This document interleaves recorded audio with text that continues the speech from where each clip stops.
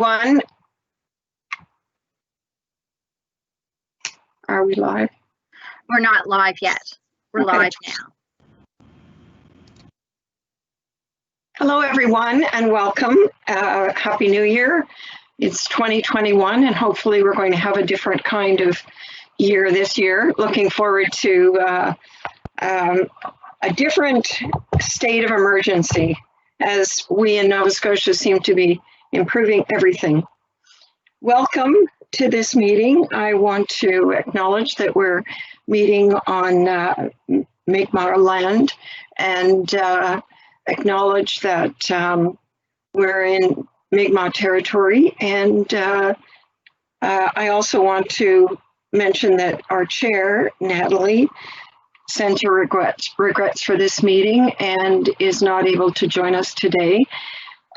We have some interesting business to do. We have an election for chair and vice chair, and as well as a number of other important items to discuss today. So first of all, I'd like to turn this over to the legislative assistant to begin the process for the election of chair and vice chair. Andrea. Good afternoon, everyone. So we will begin with the election of chair. So I will open the floor for nominations for the position of chair of the Board of Police Commissioners. Do I have any nominations? Yes, I would like to nominate Councillor Lindell Smith. I'll second. That's Becky.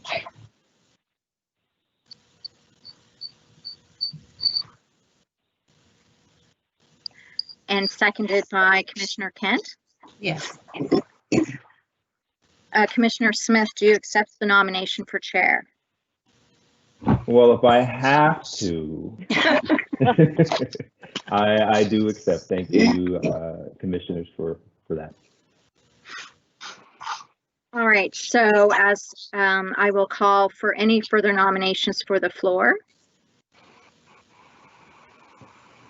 Are there any further nominations for chair of the Board of Police Commissioners? And for a third time, I will call for any further nominations for the Board of Police Commissioners. Okay, so I will call for nominations to cease. So I will call for the question on, so actually it's not necessary for me to call for the question because we only have one nominee, excuse me. So I will declare that Commissioner Smith is the chair for the Board of Police Commissioners. And so congratulations. Thank you. So Commissioner Smith, as you are now chair, you can continue with chairing the meeting by proceeding with the election of vice chair. All right. Thank you so much.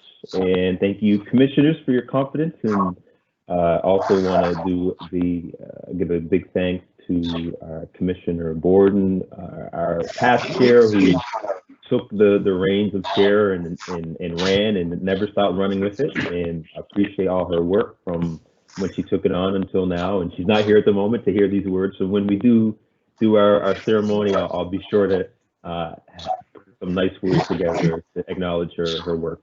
So with that, that's all I'll say for now. And I'd like to call for nominations for vice chair.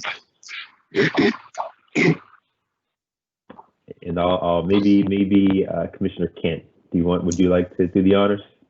Sure, thank you. I'm happy to nominate Carol McDougall for vice chair.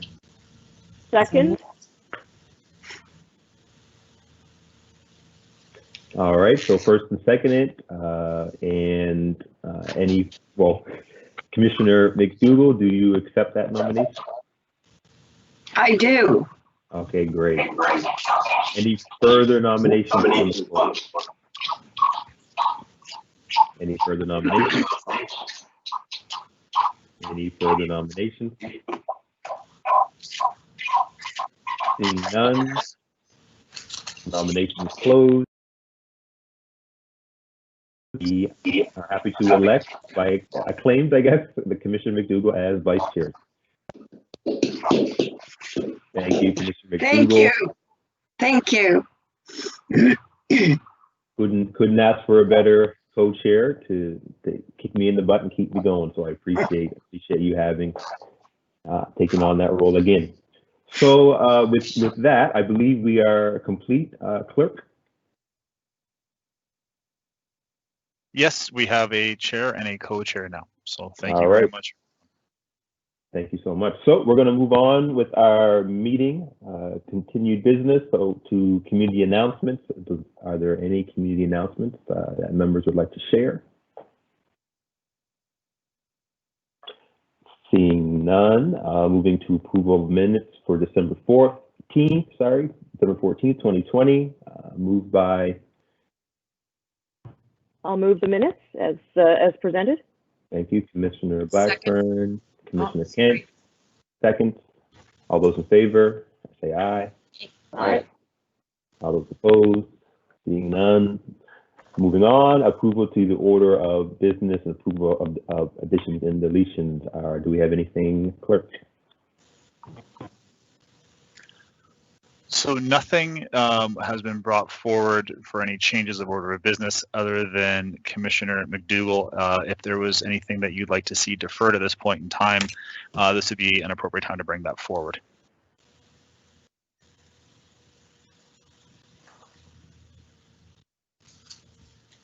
You're muted. Yep. There is one item that I was kind of concerned about, or not concerned, but was thinking maybe we should defer to the next meeting when Commissioner Gordon is with us. Am I causing all that backlash? I would just like to point out here, if you're not the individual speaking, if we could ask that you mute your microphones, it just helps with some of the background noise. Thank you so much.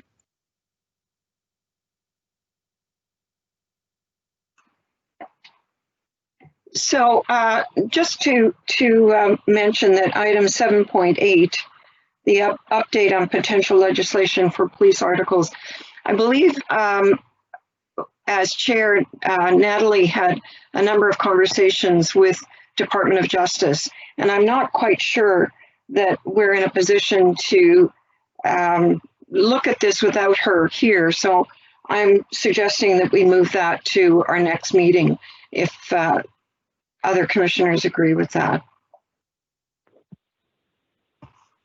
I would agree to that. Okay. Thank you. Not seeing anyone opposed to that. So do we need to put a motion to defer that item to the next meeting? Yeah, I think it would be appropriate to make a motion to defer it to the next meeting, just to make it formal. All right, so before we do that, any other items that folks would be interested in seeing deferred before we vote on that one? I would also and maybe we don't need to, but for 7.4 update on board police commissioner's work plan, I know that the chair was doing some work with that as well, so I'm not sure, or Commissioner Borden, past chair. So I don't know if that's something we want to hold on until she's there, or we want to just move on with it. So I'm not sure if anyone has any comments. Maybe Carol, you might be aware of any things that might be shared, or anyone else. I'm not sure, even Chief. I think generally that item has been added to a standing agenda so that we keep track of things that are being done, and keep reminding people that they've taken responsibility for certain aspects of the plan. I might add too that a few of those things were undertaken by Commissioner Mancini when he was on the board, and so we're probably going to have to sort of reorganize that. I don't think he was leading those, but he was supporting anyone who was responsible for that. And actually, Chair Smith, one of the items is number 3. So I think that was really the intent of keeping it on the board agenda. Right. So how about we do this and see if I get support from you? Why don't we defer till next meeting, and we can have some discussion maybe offline for those who already have committees, because you're right, I never thought about that.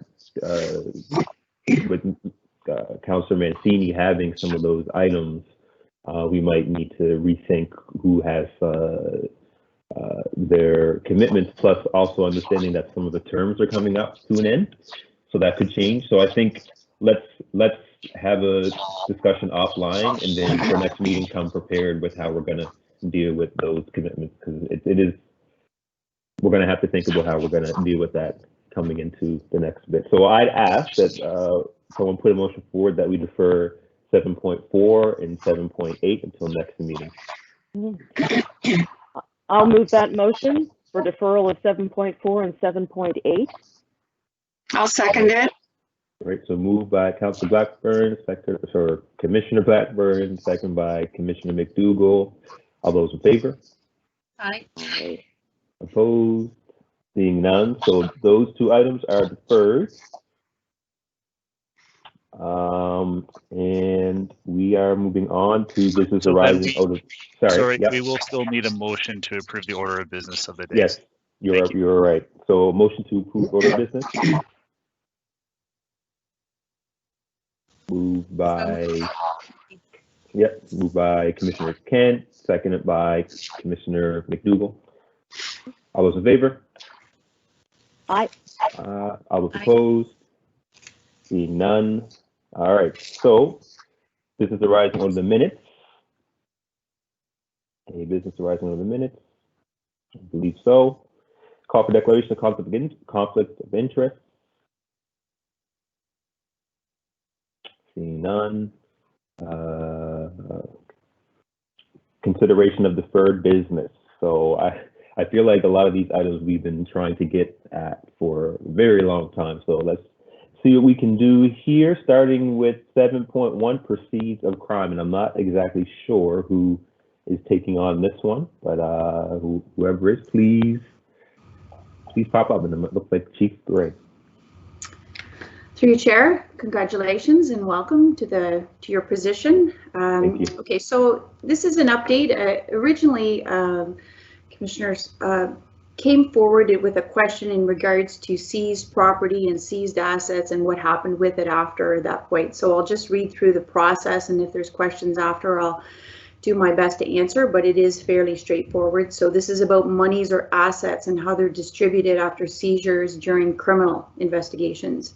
So within 90 days of the end of the fiscal, in which the investigation is closed by, it's called Seized Property Management Division, or SPMD, the net proceeds are shared with the jurisdictions, provincial or federal, right, according to the level of involvement of the law enforcement parties or agencies in the investigation.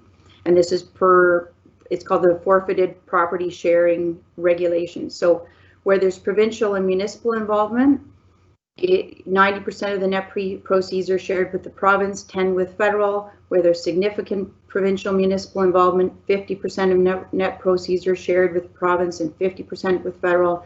And where there's minimal provincial or municipal involvement, 10% of the net proceeds are shared with the province and 90% shared with federal. So all that being said, the sharing is submitted via, or the request for the monies is submitted via an SPMD form, which is prepared by the police of jurisdiction that's asking for the funding. And then they indicate which of those predominant, significant or minimal options. Those are the 3 categories. This is reviewed by the province's asset managers in consultation with Crown, as well as the SPMD at fund transfer. So there's 2 streams of monies that police of jurisdiction can apply for, and those have to be under, so there's only 2 categories, and that's victim services or crime prevention. Those are the only 2 categories that the monies can be utilized for. And there's 2 streams of monies into the provincial justice. One is civil forfeitures and the other is via criminal or ours, for example, drug investigations. So criminal monies go to the Receiver General. They get allocated via that above formula, for lack of a better word. And then once the monies are in the provincial coffers, general fund, it's up to Justice Department's discretion in regards to making decisions about funding back to the police. They do accept business cases from the police of jurisdiction and for special projects. And like I said, those are normally aligned with victim services or community or crime prevention. And that's the update. Any questions, let me know. Great. Thank you, Chief. I'm just wondering, so we can, before I get questions, I'm wondering how the commission would want to start doing questions. Do we still want to continue with the same practice of me going through each member and seeing if they have questions? Would you rather just, if you have a question, put it forward in that? I just want to get an idea of how folks want to move forward when we're doing questions for items.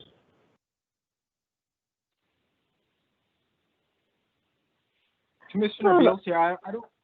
I don't mind if we just maybe go through a list of like a lineup as we were doing previously. I'm not on the Microsoft app, so being on the phone, it might be a little more challenging for me to sort of weigh in and identify that I have a question.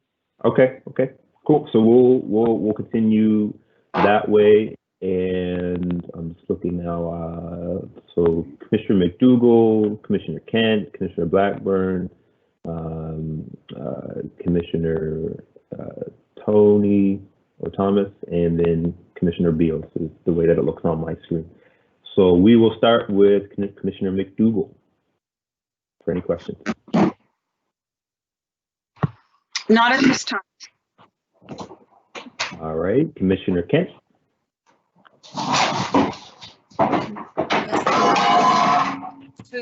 To Janice.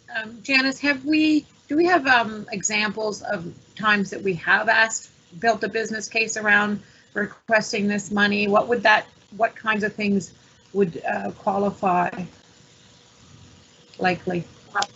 Through you, Chair, certainly from my experience previous to this life, we made submissions for, say, victim services programs, support in regards to using the funding for hiring term employees for certain programs, those kinds of things. But I can certainly come back if you're interested in specifics within this area. I'm not familiar with any, and certainly I can go back to SPMD and see what in the past has been applied for, if anything, right? Because a lot of people aren't really aware of the process. But I can certainly get back to you, Commissioner Kent.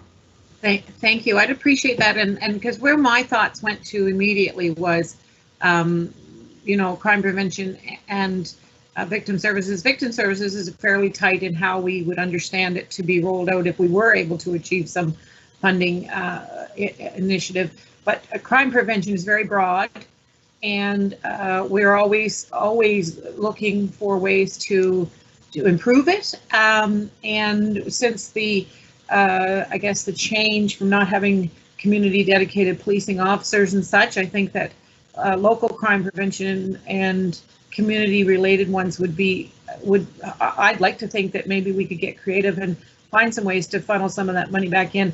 And so the examples for me would give me a sense, one, if anything like that has been done, but it seems to me like that's a good way to bring more money back into our programs and services that we can offer, particularly on proactive policing and particularly around local community where people are feeling the loss of the community connection to policing.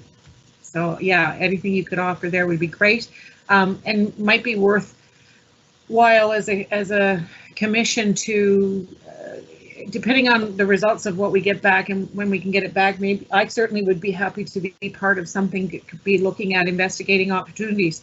If we haven't been utilizing that opportunity to get that money, then we should be.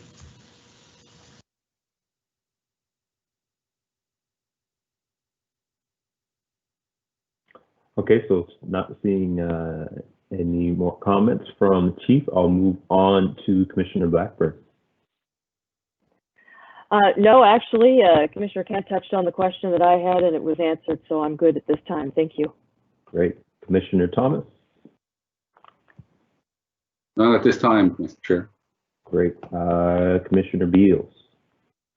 Thank you, Mr. Chair, and thank you for the presentation. I do have a few questions.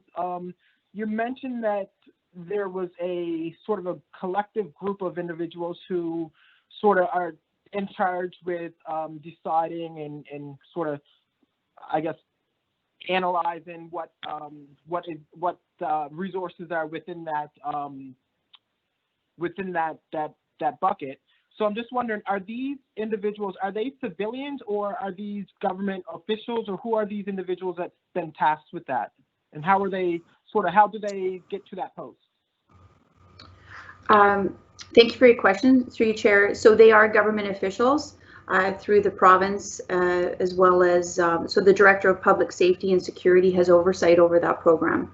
So these are designated government officials that make these decisions. It's not the police. Okay. And so we would have no idea right now as to how much how much money is within that avenue, would we? Or is that information that you could bring back to us? I would say the quick answer would be no, we don't know what that is. Whether or not that is made available, I'm fairly sure it is not. However, that is something I can follow up on and get back to you as well, Carlos. Okay, thank you. Yeah, because I just think that, you know, when crime occurs in a specific community, I think that it's very imperative that we, you know, identify what we need to do in order to sort of help to improve that development within the community. So I haven't heard that community groups are allowed to apply for such resources. And one of the other commissioners mentioned about the opportunity. So I think that, you know, having more information and determining whether or not community groups are able to apply for this resource and ensuring that any sort of proceeds that's been seized in communities go directly back into that community. And we can look at, you know, trauma-informed training. There's a lot of different things that we can do to support the community. But so I'm sort of excited when I hear that, you know, that there's something there that we might be able to tap into. So I look forward to that. Just to follow up on that, through Chair, recognizing that these assets or monies are from basically only certain kinds of criminal investigations, right, where there actually are assets and monies to seize, right? So, you know, recognizing that would probably be very high level, you know, Controlled Drugs and Substances Act, you know, those kinds of high level organized crime investigations. So it's not, again, I can't speak to the actual amount, but we have to recognize that it's only investigations where assets are seized, which is not obviously in most of the investigations, criminal investigations that we participate in. We do not seize assets or monies. So I'll just put that out, but I will follow up in regards to the amount, Commissioner Beals. Okay, great. And I'm assuming, does HRP have a similar, what's the process for proceeds from being seized from crime within HRP?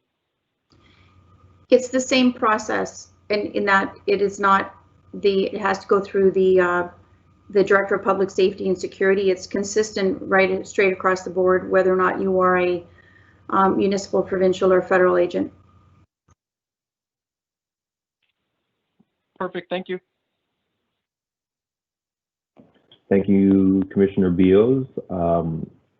So before I answer my question, any other commissioners have any comments or questions, follow up?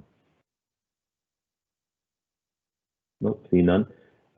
Thank you, Chief, again for the update. My question was around the one that Commissioner Beals asked around how much or what are the assets, and I guess the other aspect of it is what is the process used to kind of keep that updated or tracked? And the other one is, I think it might be good too, because I don't remember the initial conversation, just giving an example of from, I guess, point A to when the money is then distributed is of what happens with that. How do you get it? Well, I think we know how you get it, but I think it might be good just to kind of give the basic example from how to get from point A to point B. I don't know, because as you mentioned, Chief, that all levels or jurisdiction must follow the same process. Would it be, if we wanted to look at, as Commissioner Beal said, having community groups or nonprofits or whatever it might be access this money, it seems like this is something that would have to go through, if not just the provincial government, might even need to go through the federal government. So it might be something at a motion in the future, depending on what your update is. And so I'm just wondering if we wanted to, as a commission, look at that process, what would be, how do you think, because you might not have the answer, how you think that would be navigated? And also you mentioned something, an acronym, and I might have wrote it down right or wrong, XPMD. Yes, Commissioner Beal, Smith. SPMD is the Seized Property Management Division. Okay. So in follow-up to your comments, yes, that's fine, and I can actually bring forward a case study, for lack of a better word, if that would help with the understanding of this piece. But also, it is not my experience that community groups have access. However, the Director of Public Safety and Security would be the one who could, give us a little bit more information in regards to that aspect of it, because of course, as police of jurisdiction, that's the only venue that we use it for, but that can be part of my follow-up for you, and then you can decide after that your next steps. Okay, great. And then just from point A to point B, how do you I guess after an investigation is conducted, what is the process that you do internally to get to the place where someone can apply for the money? That is through SPMD, and again, generally it's not at the conclusion of the investigation, it's at the conclusion of the fiscal year that it's in. So we would, generally speaking, if we had assets or monies that we were interested in getting access to, then there is like I said, it's a form and a process and a business case in order to get that. But I can make that, include that in the case study so you have a better understanding. Right. So for me, I'm just trying to break it down for simple terms. For me, I'm not sure if anybody else needs this. So an investigation is conducted by whatever party it might be, and then say you seize $10,000 from that investigation. Then when the fiscal year is over, that $10,000 then gets added to the pile of whatever else has been seized, and then you apply for the money as a jurisdiction. Yes, that's correct, and anybody can apply. So, right. And then it's determined by public safety. Okay, got you. Okay. All right, so we'll look forward to that. I wonder if you could really quickly, Chief, just from your understanding, what information are you going back to get, just to make sure that we're giving you the proper information that you need, that we were asking for. From Commissioner Kent's question, examples, of course, I can cover that off with the short case study. Currently, what, if anything, is in the bucket? So how much money is actually there for application, and then just the process from A to Z for a better understanding. Okay, great. Anyone have any further clarification on what we asked Chief to go back with? Okay, I don't see anyone. Just a question. This is Ian, clerking the meeting. Is this something that there's a desire to have a motion behind, or are you okay with the conversation? So if we can capture it in the minutes, that the Chief will come back with an update, I think we'll be okay, unless you feel like you need a motion, but I feel that Chief will follow through with the ask from the commission. So the will of the commission, if there's an action being requested, wouldn't mind having it as a motion, so it can be included as a part of the minutes. But again, will of the commission. Okay. I will move that would we call this a staff report or a report? What would we call it here? A supplemental report. Does that Supplemental work for you? to 7.1 proceeds of crime. That's what I'll do. Okay, Yeah. so I'd like to move that we have a supplemental report for 7.1 proceeds of crime to bring forward more clarity around accessing the funding that's available through case study, the amount of money that's available, and step by step how to access it. So move. I'll second that, Commissioner Beals. Okay, great. Seconded by Commissioner Beals. Just checking, is there anything missing from their chief? Nope. Okay, seeing no. Okay. As long as that works for the commission, I'll ask for the question. I have a question about, Yep, do we want to add a timeline to that? You know, by report back in next month, next meeting, March meeting, whatever. I'll leave that to what Chief thinks. Because I don't know in terms of the case study, and you also mentioned that the director would probably have to give some feedback as well. And what do you think that timeline is? Through you, Chair, with respect, I would prefer if it was not the next one, but the one after. I'm actually just speaking with Inspector Pepper, and we'll bring in the provincial proceeds of crime coordinators to actually give that update for you. Awesome. Great. So then the motion would then be for the March meeting? All right.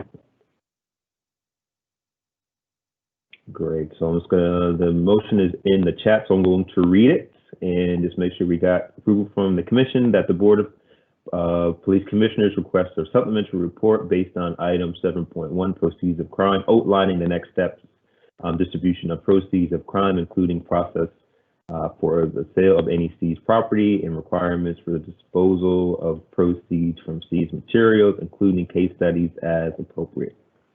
Due by March 2020. Mr. Chair, if I could just ask, do we have to have anywhere in there that we have also been we're looking for some kind of number if it's available on what's available? Sale of any seized property, requiring disposal for seized, case studies as appropriate, and any balance that's right. available. I don't know. No. With again, through you, Chair, I'm pretty confident we're not going to get that information. Okay. Yeah. Well, how about we could just say the possibility of the balance, and if we don't get it, understanding that, as Chief said, we might not get it.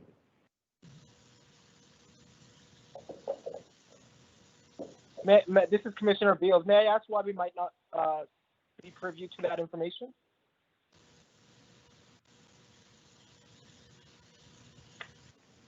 Chief? I'm sorry, I missed that. I beg your pardon. Yeah, no worries. Commissioner. I was just wondering if there's any reasons as to why the commission might not be privy to that information in terms of the sum balance. From my experience, it's not public knowledge. It's a government-run organization. Certainly not. I will ask. I'm just trying to set expectations in regards to getting access to that information. So it also could. So thank you, Chief, and Commissioner Beals. Do you have any further comments? No, that was it. Thanks. Okay. And we'll put it in there as an ask, understanding what the outcome might be, and and you could also mention maybe that if we received it and it's not public knowledge, we could get it in camera if that is a concern from the folks involved. But again, we as you said, it's a possibility we wouldn't receive it. So the change has been includes case studies as appropriate in any available balance if available. So keeping that expectation there. So it was already moved by Commissioner Kent, and it was seconded by, I believe, Commissioner McDougall. I think Beals did. Sorry, you're right. You were right. So Commissioner Beals, you did second that. So if there's no further comments, which I don't believe there is, ask that someone call for the question. And all those in favor? Aye. Aye. All those opposed? Great, that passes. So supplementary report will come back in the March meeting. Thank you, Chief, for that information. Moving on to 7.2, summary offense ticket funds. I believe Chief Constella, I think you're presenting on this one. Yes, I am, Chair, and congratulations on your appointment to Chair, and congratulations to our returning Vice Chair.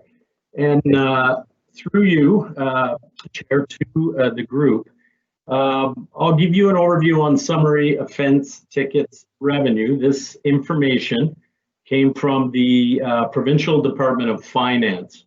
I don't have a lot of details. I only have what they shared. Depending on the detail the board may be looking for beyond what I'm about to tell you, the questions may best be handled by the Provincial Department of Finance. So when a summary offense ticket gets issued, there are basically three components that I've been told where the funding goes. But fundamentally, the fines are paid through the provincial court system, and they are collected, and included in the fine is the actual fine component, some court costs, and a victim services surcharge. The fine amounts go to the provincial court, and from there they get distributed to a variety of entities as determined by the province. I don't have exact percentages of how the fines are broken down, but I do have a example to share with you. That was shared to me from the province.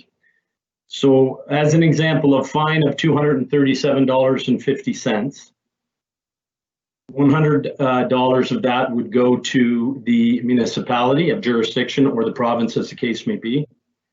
$122.50 would go to the court costs, so the cost to deal with the item before the courts, and $15 of that would go to victim services. So like I said, I don't have the exact details, but in that particular case, those are the three entities that receive the funding. Like I said, any further details may have to be directed to the Provincial Department of Finance. I'm open to any questions. Thank you, Chief Casella. Starting off with Commissioner McDougall.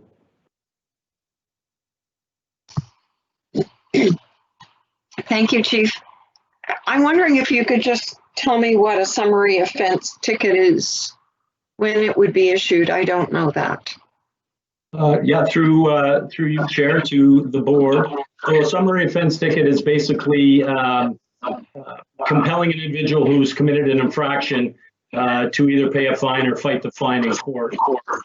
Example, a red light ticket, and tickets that are issued under the Motor Vehicle Code. But they could also be issued beyond that. The most recent example is offenses related to COVID enforcement are issued on a summary offense ticket. So really, it's just a mechanism of compelling someone to put them in front of the court process, and on there, identifies date and time, the allegations of the offense, the location, those kind of things. And they're issued for a variety of reasons under a variety of pieces of legislation. Great, thank you. All right, thank you, Commissioner McDougall. Chair Smith, if I could just add to that. Yeah, sure, sure. There are two types of offenses. There's summary conviction offenses, which are the lesser ones, and then there's indictable offenses that are the more serious ones, right? And the type of scheme that we're talking about here is available only for the more minor ones. So that's the upshot of it, such as speeding, those sort of things, right? Okay, that's it. Great. Thank you, Mr. Ward. Moving on to Commissioner Kent. Thank you, Mr. Chair. So just so I understand this, and because we have language around summary offense tickets and planning and around dangerous and unsightly orders and such, are they included in this conversation? Are they dealt with in two different layers, or is this specifically only the police side, policing services side? No, I believe through you, Chair, I believe other entities such as bylaw and others would have the authority to issue summary offense tickets in certain areas where they have authority under the particular acts. The majority of the ones that we deal with obviously are police related, but we can issue summary offense tickets across, generally speaking, all acts, subject to something that I'm not aware of. But there are others that have the ability to issue summary offense tickets. And this may, so the follow-up to that, and it may be outside of the scope of this commission, this meeting, but would, just so I understand it, would a bylaw issue a summary offense ticket?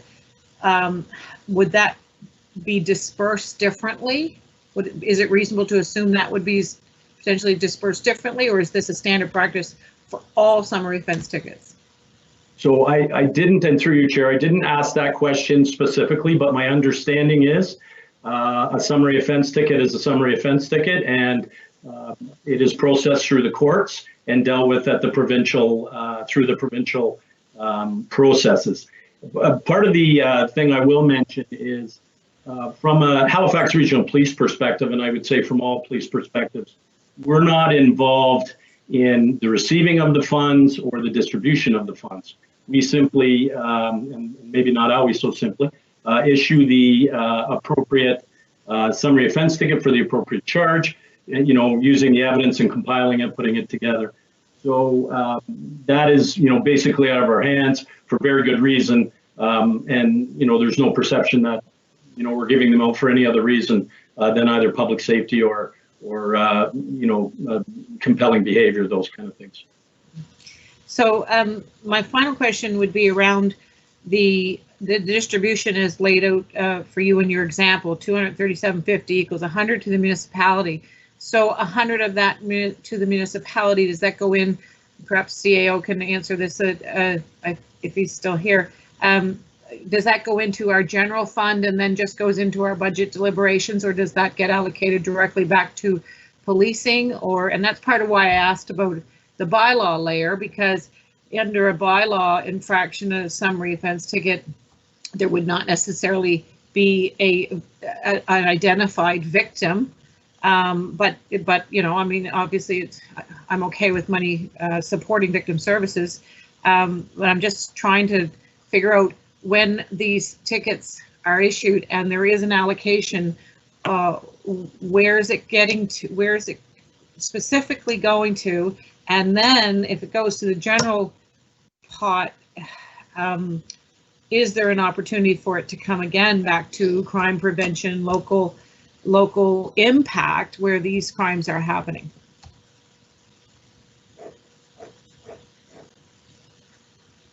Thank you, CAO. Do you have any comment? Yeah, thanks very much for the question. I frankly don't have the answer for you. I'd have to look into that. I think it goes into general. I don't know if Jane's on the call, if she has the answer or not. I just don't remember where it goes. It may well go into general revenue, and then it's recorded as revenue and applied against a variety of goods and services across the organization. Jane, do you know the answer to that question? I'm sorry, I had to take another call with John on that, and I missed the question. If you can repeat it, I'll see what I can do. Sure. So go ahead. When as Chief Counsel noted an example, $230, $237.50 is the summary offense value. $100 goes to the municipality. So number one, I'm asking is, does that go into our general funds and or does it get designated to back to policing or crime prevention, or those layers? And then as well, particularly around, my question was around the bylaw, for instance, bylaw summary offense tickets. There would not be a specific victim, and does money on those go to victim services? So I'm just trying to find where it makes its way down through the municipal budget considerations. Thank you, Mr. Chair, through to the committee. So we do budget within the individual business units for summary offense ticket revenue to come in. So it comes in under a separate general ledger account, and then we use that money. Sometimes it's in the, depending on what it is, it's either in the business unit or it goes into general. So it really depends on how specific it is.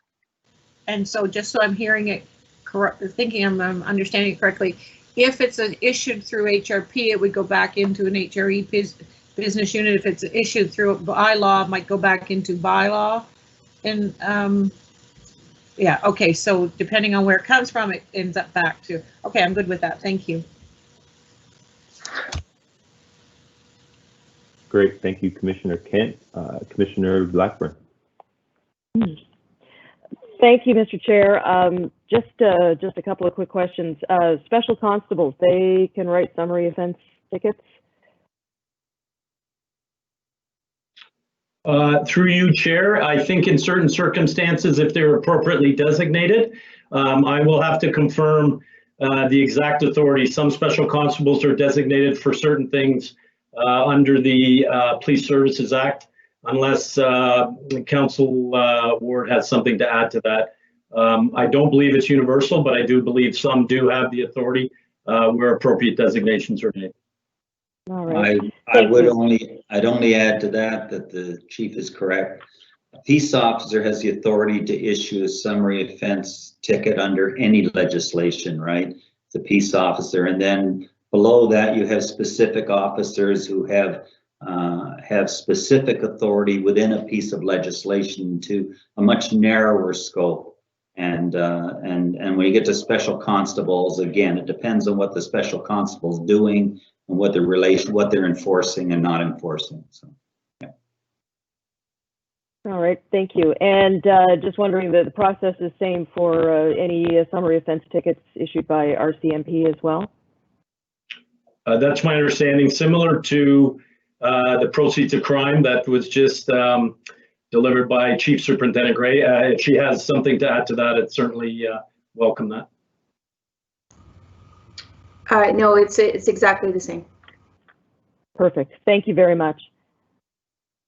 Thank you, Commissioner. Commissioner Thomas, any comments or questions? No comments, Chair. Thank you. Thank you, Commissioner Beals. I actually don't have any comments either. A lot of my questions were answered through Commissioner Kent, so I have nothing. Thank you. Thank you. My only comment is just to follow up with the special constables. So, for example, and I don't know if this is related to this discussion or not. So I'm thinking of the bridge and I know that sometimes the workers on the bridge, they do the radar and they're issuing tickets. So are they considered special constables? Do they call officers in when they stop folks? How does that work? Through you, Chair, and to you, Chair, they are special constables. They have all the authorities and they regularly issue summary offense tickets, particularly for motor vehicle code infractions as they relate to the properties that they have jurisdiction over. Right. So going back to the initial question from Commissioner Kent, with that money, and maybe Jane might have an answer, might not, but how, so I would assume if we're looking at how it was explained to us, then would that money that's coming from the special constables on the bridge, does that go to the bridge? Actually, I don't think it could go to the Bridge Commission because we don't give them direct funding. So how would we determine that scenario? Maybe no one has an answer for that at the moment. No, through you, Chair, I think that kind of detail would need to come from the province. Right. And that's why I gave the provisos they did when we started. Right. Cool. So you don't need to do any further follow-up on that. That was just a curiosity. So thanks. I don't believe there's any further questions on this item. I'll let anyone shout out if there are. Doesn't look like it. Okay. So there's no motion on that item, and we haven't asked for any further information. So if it's okay with the committee, I will move to 7.3, update on community survey. And I have that, Chair, through you. Since our last update to the board of procurement, and this has been on the agenda several times, but due to the schedule, we weren't able to get to it. So since our last update on the topic, a procurement process has now been completed to select a provider for our community survey. The successful proponent was Halifax-based MQO Research. The next step would be for us to reconvene our engagement with both the board and the RCMP to start to finalize timelines, budget, and design of the survey. And as we have emphasized all along, ideally, we would like to direct community engagement to be part of this survey. And the proponent who won the RFP showed a strong understanding of that particular aspect. So the next steps is to get direction from the board on when you would like to start planning the actual implementation and the timeline and process you would like to see followed. Okay, great. Thank you for that update. Commissioner McDougall. I think I'd like to hold my questions for a few minutes. Just I'm trying to sort out in my own head what I want to ask, if that's okay. Yep, not a problem. We'll come back to you at the end. Commissioner Kent. Thank you, Mr. Chair. So I'm having a little bit of a difficulty here, kind of getting my head around what you've done so far on a committee, where it came from, where the need came from, what the rationale was behind it. I would be hesitant to kind of offer and create. I think will have something to offer around next steps and taking definitive action forward, but I kind of need that information first, and I did not get that here today. Perhaps we could have a bit of a backgrounder on where this originated, there must have been some discussions around goals of that original piece.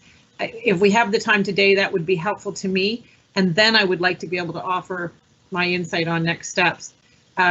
So yeah, that's and date, a little bit of a dates, because of course, any kind of community engagement, any kind of surveying often is affected by big events that happen in life. A Nova Scotia massacre and COVID, and maybe a lot, of course, a lot of safety concerns. All of these things are going to weigh in on the impact of the people's answers. So I want to know ahead of time, when did this all get started, and what were the goals at that time? I have a question on clarification to Mr. Chair after we get this answer from Chief Consello, or any kind of insight here around process for the last item. Thank you. Yeah, sure. So thank you for that, and I'll say too, as the chair, I'll take blame for now, because that would have been great for us, because we never got to it, and we talked about this a few times in the past, and there's a report that we should have shared with you beforehand, so you could have got that background on how we got here. So I'll apologize for that, and I think it's a good question, because I think even as the commission, I can't think of, and Chief, maybe you can fill in the blanks. It was a little while ago when we had that discussion, so we might have even need a refresher for ourselves to kind of know how we were going to proceed forward. So I think that's actually a good point of how we got here, and then how we want to proceed and give comments. So Chief, I'm not sure how much you want to add and answer those questions. Well, I'll try to do my best, and through you, Chair. This has been, basically a long-standing discussion with the board, certainly for the time that I've been here. And part of the direction was to, find out who might be able to do the survey for us. So I believe initially a board request to get a police-specific community input survey. There is a fairly long history of meetings. I believe Vice Chair McDougall has been in on them. I know Chair Borden has been in on them. We've been meeting with the RCMP on a regular basis. We can certainly get a backgrounder for you, Commissioner Kent, and as a reminder for the entire board, and put that together. I also, I don't have the board's work plan in front of me, but I believe there might be some tie-in to some items on the work plan with various responsibilities for different board members over the time. So If that's the direction of the board today to get the background, we're happy to do that. Commissioner Kent? Yes, thank you. I'm certainly okay. I need that. I don't know how many other questions there might be. I'm finding it hard to ask questions now without the background information. I'm happy to put a motion on the floor that we defer this to the next meeting. I think it is an important piece, public engagement and public, depending on the angle of where the questions might be going, based on that report that comes back to us, will help me determine how quickly we have to get it going. I don't want to put a delay in it, but at the same time, I don't want to put something out there that we haven't given good deliberation on or decision making on. So I'm happy to put a motion forward, but I don't want to get preemptive and in the way of other people's questions first. So after we get through the questions, Mr. Chair, I would put a motion on the floor. Okay, so yeah, I have a couple comments on that. So what we'll do is we'll go through the list, and then after Commissioner McDougall, we'll go back to your possible deferral, depending on what the commission decides. And yeah, that works for me. So if you don't have any questions at the moment, okay, I'll move on to Commissioner Blackburn. Thank you very much, Mr. Chair. And no, I don't have any questions, but definitely would like a copy of whatever documentation Commissioner Kent is getting to update. I think that'd be great for all of us to review. Thank you. Thank you, Commissioner Blackburn. Commissioner Thomas. No, thanks, Dan, for the presentation there, but I have no questions at this time. Great, Chair. Thank you. Commissioner Beal. No questions also, thank you. And back to Commissioner McDougall.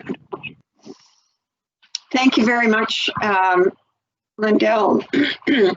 I think Becky's comments really point to our need to update new members and provide some background that's a little bit more extensive than perhaps what we have. It's easy to forget that there are a number of discussions have taken place, but we need to bring people up to date so that everybody's using the same information to make decisions. So thank you for that. I think Chief Kinsella did mention that we had a number of different meetings. It's true, we sat with a previous organization that was going to provide survey and content and ways to approach this and that sort of thing. And I think a lot of what was happening at the time just kind of came to a big halt last February, March. And so it's good to refresh and to think about where we are. And I appreciate Becky's comments about things have changed in people's minds so that today the way they might answer a question is different than what it might have been last year in January. So I think a background would be good, and appreciate the question. Thank you. And I don't know if there's any follow-up from the chief needed for that. Okay.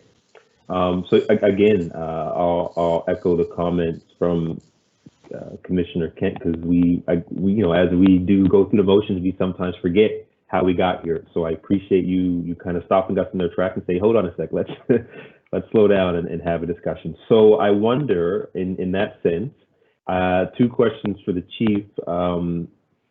If we do decide to defer this until next meeting, how does that affect your timeline? I know we're already our timeline's a little different now from what we expected, because who knew that we were going to be dealing with COVID and et cetera. So how does that affect your timeline moving forward? And again, if you just want to ask us what was the feedback pieces you wanted to hear from us as well. So I think and through you, Chair, I think as far as the backgrounder goes, we could have that ready for the March meeting. For that purpose, obviously, we'll need to have discussions with Chief Gray and her team and Vice Chair McDougall and past Chair Borden, just to make sure everyone's recollection is the same of where we're going. So my suggestion would be for your consideration is we would bring that backgrounder forward at the March meeting and then give you the various options that are presented. And to Chair McDougall's point, we actually had a presentation some time ago, pre-COVID, from a company who we thought might be involved in the delivery of the survey. You may recall it was an in-person meeting. So happy to bring that backgrounder to the group for the March meeting and then be able to map out a plan from there. So I think a big part of this is going to also involve, at least we hope it does, community consultation. There will be some, avenues that have to be explored on how we do that virtually. Can we do some small in person? I'm not exactly sure what that looks like in the pandemic environment, but we'll certainly be happy to have those conversations and seek direction from the board on that. Thank you. In terms of timeline, any effect on the timeline waiting to March? No, we can bring that background to you in March, and then depending on your wishes, set out a timeline plan from there on the survey itself. Okay, great.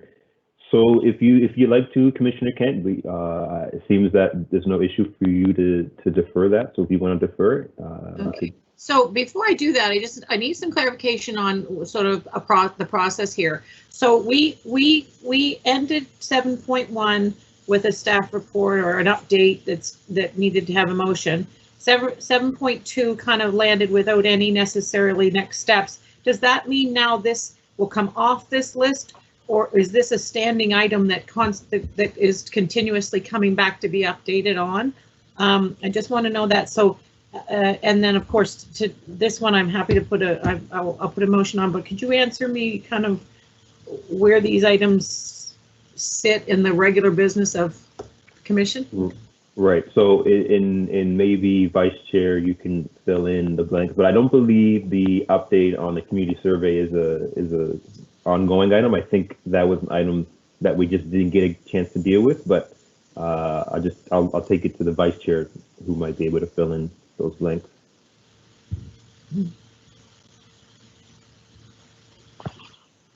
I think you're correct. The reason it continues to be on the agenda is because we hadn't finally dealt with it and begun the survey itself. And so it remained an agenda item.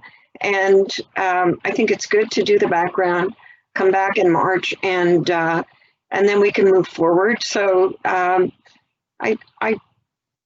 don't see it as a standing item that goes on and on regularly, but perhaps I'm not familiar with, the idea around standing items in the same way that you are.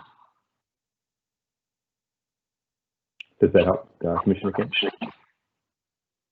For that first part of your question. Yeah, no, it didn't really help, but I guess I'll just wait till the next meeting to see if anything disappears. So I just feel like it would help me, and I don't know about anybody else, but it would help me to identify things that are sort of, I think, ongoing. Anything related to this summary, this community survey, absolutely should be coming back to us so we can get these updates. On something like the summary offense tickets, if that was asked for, I'm assuming that will just go away. So maybe some clarity in our agenda, the way we present it to us, so we understand a little bit more. But that'll come too, and maybe I'm just getting ahead of myself. So with that, I'm going to defer 7.3 in anticipation of having a staff report around the backgrounder and to be delivered in the March meeting. I'd like to see specifically the goals that were set out at that time. And then as well, I would like to have a little more understanding of the definitive types of needs that the department now are asking for us to do. What do they need specifically feedback on? I think because we're deferring it, of course, we're taking time, slowing the process down. If they can ask us in this report and send it out in advance to this, as early as they can get it to us, we can all have some of these questions ready to go and better prepared to give them the direction that we need. So that's so moved. Moved by Commissioner Kent. And I'll, would like to I'll second second that. Thank you.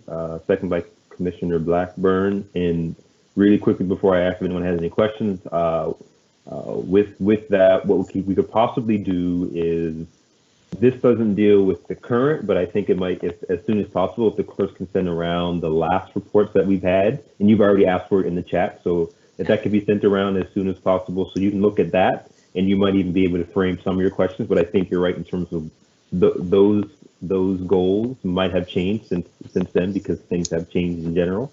So if that can happen, I think that will help kind of frame questions for whenever that other report comes forward. So with that, I don't know if I'll just go through the list. I'll go through the list. Commissioner McDougall, any further comments on the deferral?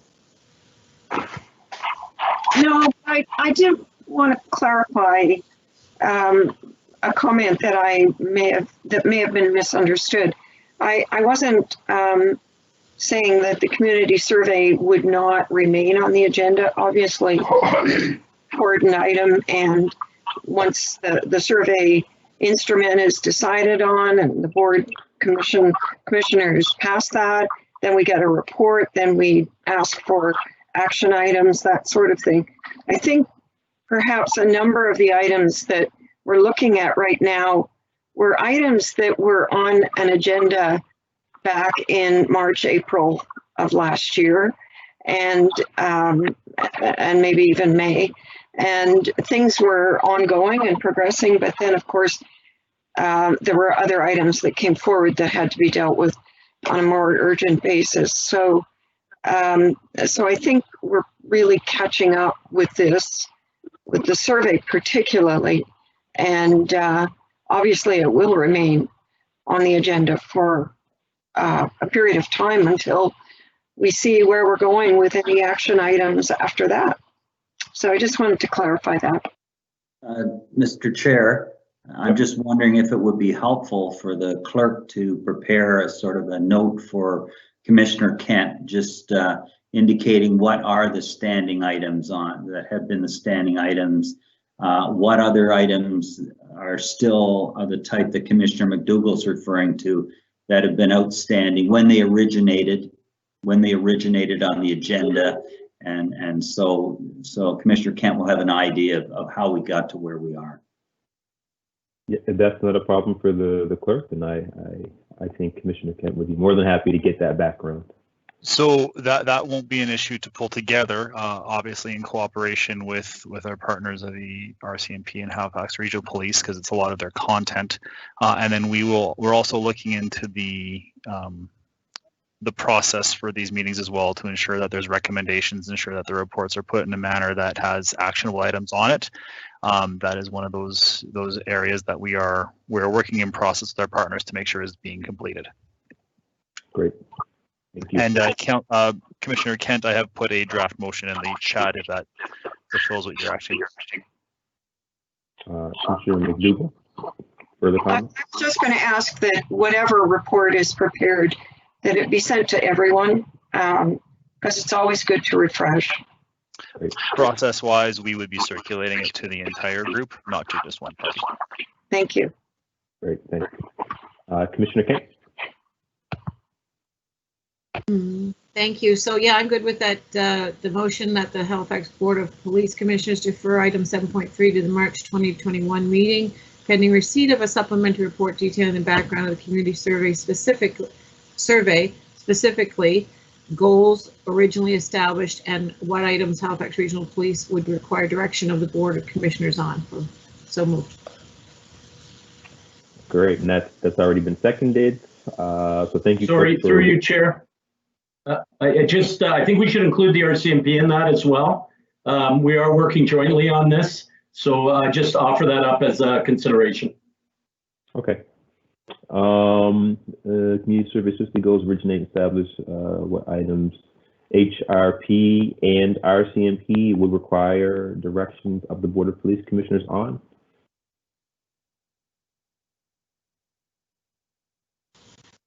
see. Yep, okay, And appreciate. great. All right, that's been changed and seconded. Any further comments, Commissioner Kent? Okay, cool. Commissioner Blackburn. No, I'm good at this time. Thank you. Great. Commissioner Thomas. I'm good, Mr. Chair. And Commissioner Beals. I'm also good, thank you. All right, so I'm good as well. So this is on the deferral. The motion has been read and put in the chat, and not seeing any further. No one's in the chat. Not seeing that. I asked for someone to call for the question. Question can call. All those in favor? Aye. Aye. Opposed? Hearing and seeing none. That item has been deferred until March meeting and pending further information. All right, great. Thank you. Now we're moving on to 7.5 status update on independent opinion on legal counsel for Board of Police Commissioners report. And I think, is it Marty Ward? Mr. Ward, are you updating us on this?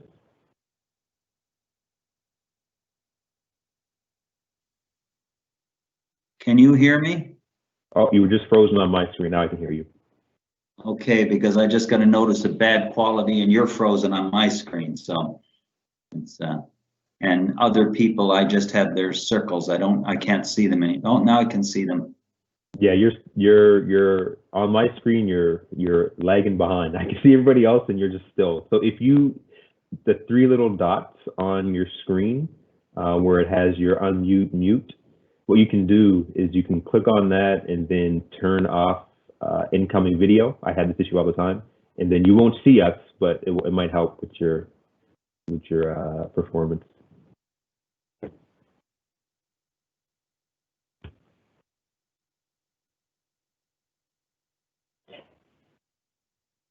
And you're Okay, muted. I've done that. Okay, cool. So that might help you, and you're unfrozen on my screen. Okay. So yeah, floor is yours. Oh, sorry. Sorry. What was the question again? Because I missed it. Yeah, so we're on 7.5 status update on independent opinion on legal counsel for Board of Police Commissioners report. Okay. All right. So as you know, and the board should know, we had a call with yourself and Natalie and Catherine Salzman, where we discussed what would be appropriate to include in that kind of report, to focus the report a little more. And so Catherine Salzman is preparing that report, and I don't know whether we committed to a date for it to come forward, whether that would be the meeting in the next meeting or not. I'm not sure. Do you recall whether we committed to a date or not, or whether we were going to get the report done and then put it on the agenda? So if I recall correctly, and again, maybe you have to go back and look at the motion. The motion didn't have a timeline originally. During our discussion, we didn't discuss a timeline other than you'll try to get it as soon as possible. So if you want to save for our March meeting, sure. And I think it'd be most ideal to get the report, getting the report for that March meeting rather than doing an update. If it can come to March, and I'm hoping that it would be able to come in. Okay. Yeah. Okay. Well, we'll follow up and do the best to bring it back for the March meeting then. And okay. I guess we don't need a motion or anything with respect to that. We just give you our undertaking. Okay. Right. So for the folks, so me and you and the past chair had a discussion on the aspects of it. For folks who weren't part of that discussion and the public that's listening, it might be worthwhile kind of them getting an understanding of one, and a refresher for also Commissioner Kent, who wasn't here at the time. Like I could tell why I asked for it, but I think really, the update is is, what further information were you looking for in order to inform the report, and what would be, I'm not going to say included in the report, but what are some of the pieces that you would be looking to inform us as a commission in the report as we move forward with that? Fair.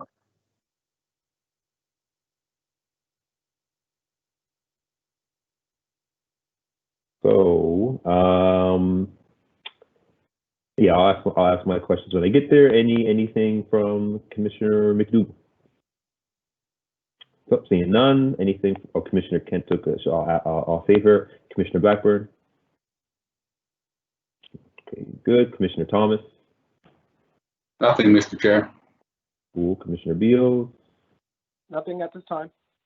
All right. So for me, just really quickly, if you want to give the Coles Notes version, and I mentioned it earlier, but just Coles Note version of when we spoke, what were you looking for to get clarification from me in the report, and also the aspect of, because I've heard from some folks wondering why this would take so long when it seems pretty straightforward, and I can't say that's true or not, but I think coming from you, you can give an understanding of what aspects are needed in order to inform the report to come back to the commission. Yeah, well, I think, it has to do with the report has to do with the relationship between the commission, to the extent it's independent of council, to the extent it does council's business. There's an issue there. I think the progress on it was delayed. One of the issues is whether in fact there is there a prospect of conflict on anything that the board does in terms of its relationship carrying out civil governance for council, which it does, right? And so the question is, does that raise conflict? In what instances might it raise a conflict? And what, if that's the case, should be done in order to address that conflict, right? When it does arise, right?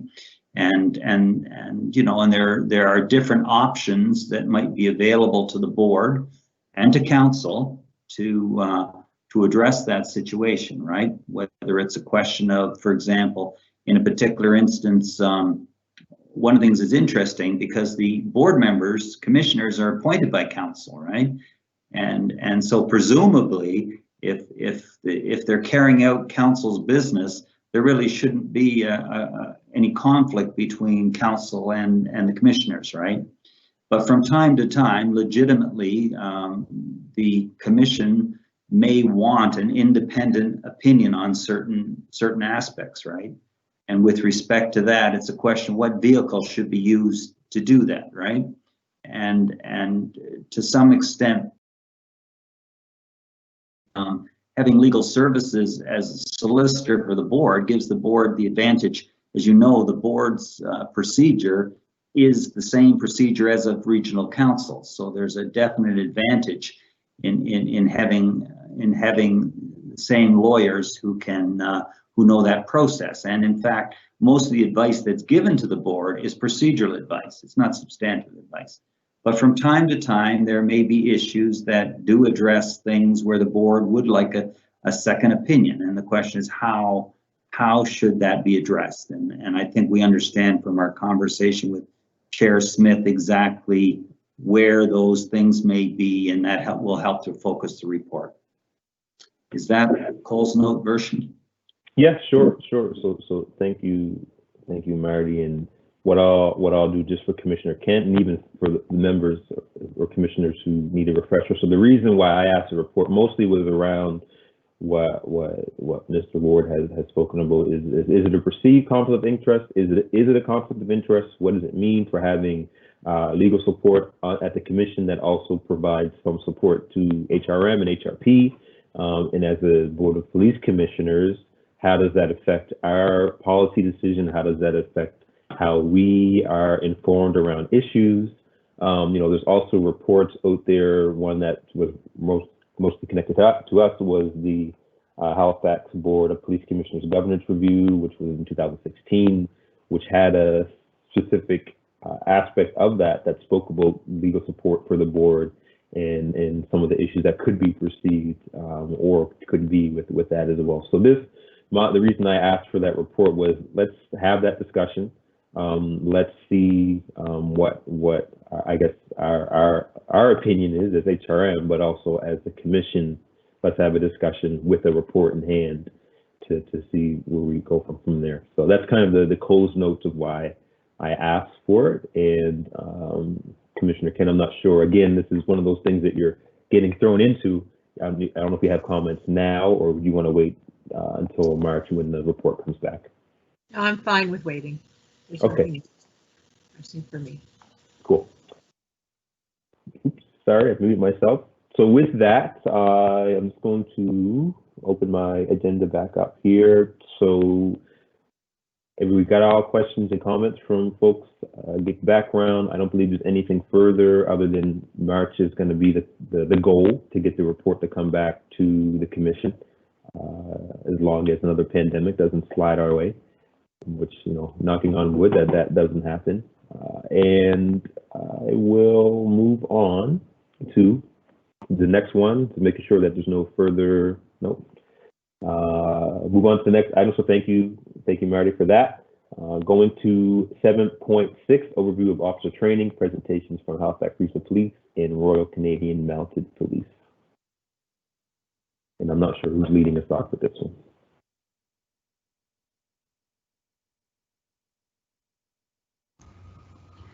Chair, it was decided at our agenda setting meeting that this topic was going to be deferred.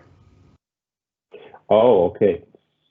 So this one, so it was still on this agenda. So when, just to be clear, so when meeting with the past chair, you decided that was going to be deferred until when? I don't know if it was decided upon, if Chief Kinsella recalls. However, it's a substantial presentation, like when we're discussing training for our police officers. So, and Chief Kinsella, correct me if I'm wrong, we were also seeking some further direction or at least some articulation in regards to, you know, just police officer training is a massive, we could speak for days. So we would really appreciate some clarity in regards to that. And we can wait for the next agenda setting meeting. We don't have to discuss it now, but that is an element of that item that we'll need some clarification on. Yeah, and through you, Chair, that is my recollection of as well, a kind of focusing in on exactly what the board is looking for. And to Chief Superintendent Gray's point, you know, we can give you an hour or we can give you 40 hours, and you know, it's just specifically what you guys are looking for would be very helpful.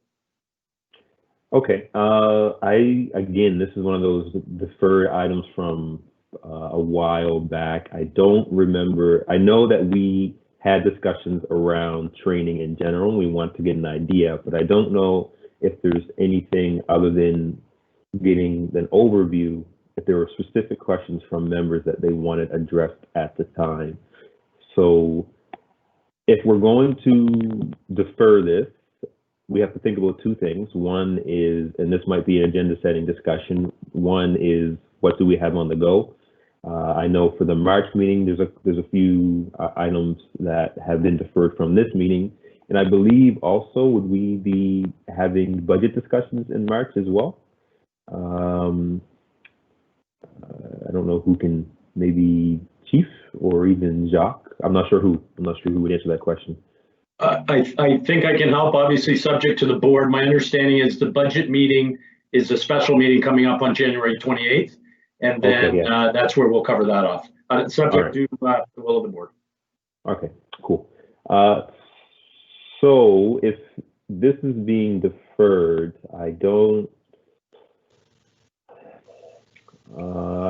I guess I'll ask members if they have specific questions that they would want addressed before I comment on that. So I'll start with Commissioner McDougall.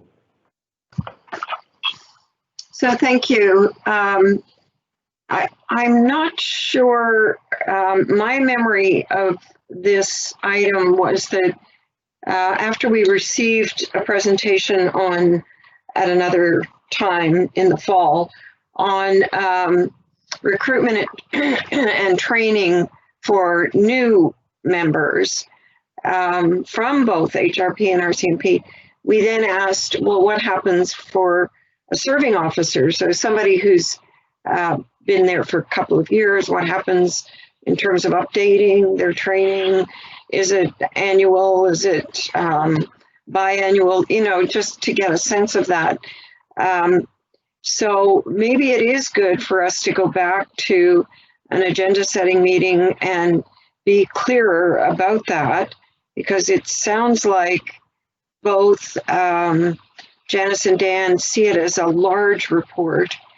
I think Natalie was interested in just knowing, you know, sort of an overview of what happens. You don't just get hired and then, you know, 2 years later, you never get any training again. It was to clarify what happens later. But perhaps it's good for us to look at this in an agenda setting meeting, decide how long and what exactly we want to ask for, so that both Janice and Dan are better prepared. Okay, great. Commissioner Kent, any further? So what we're asking now is to defer. Well, this was supposed to be deferred, so defer.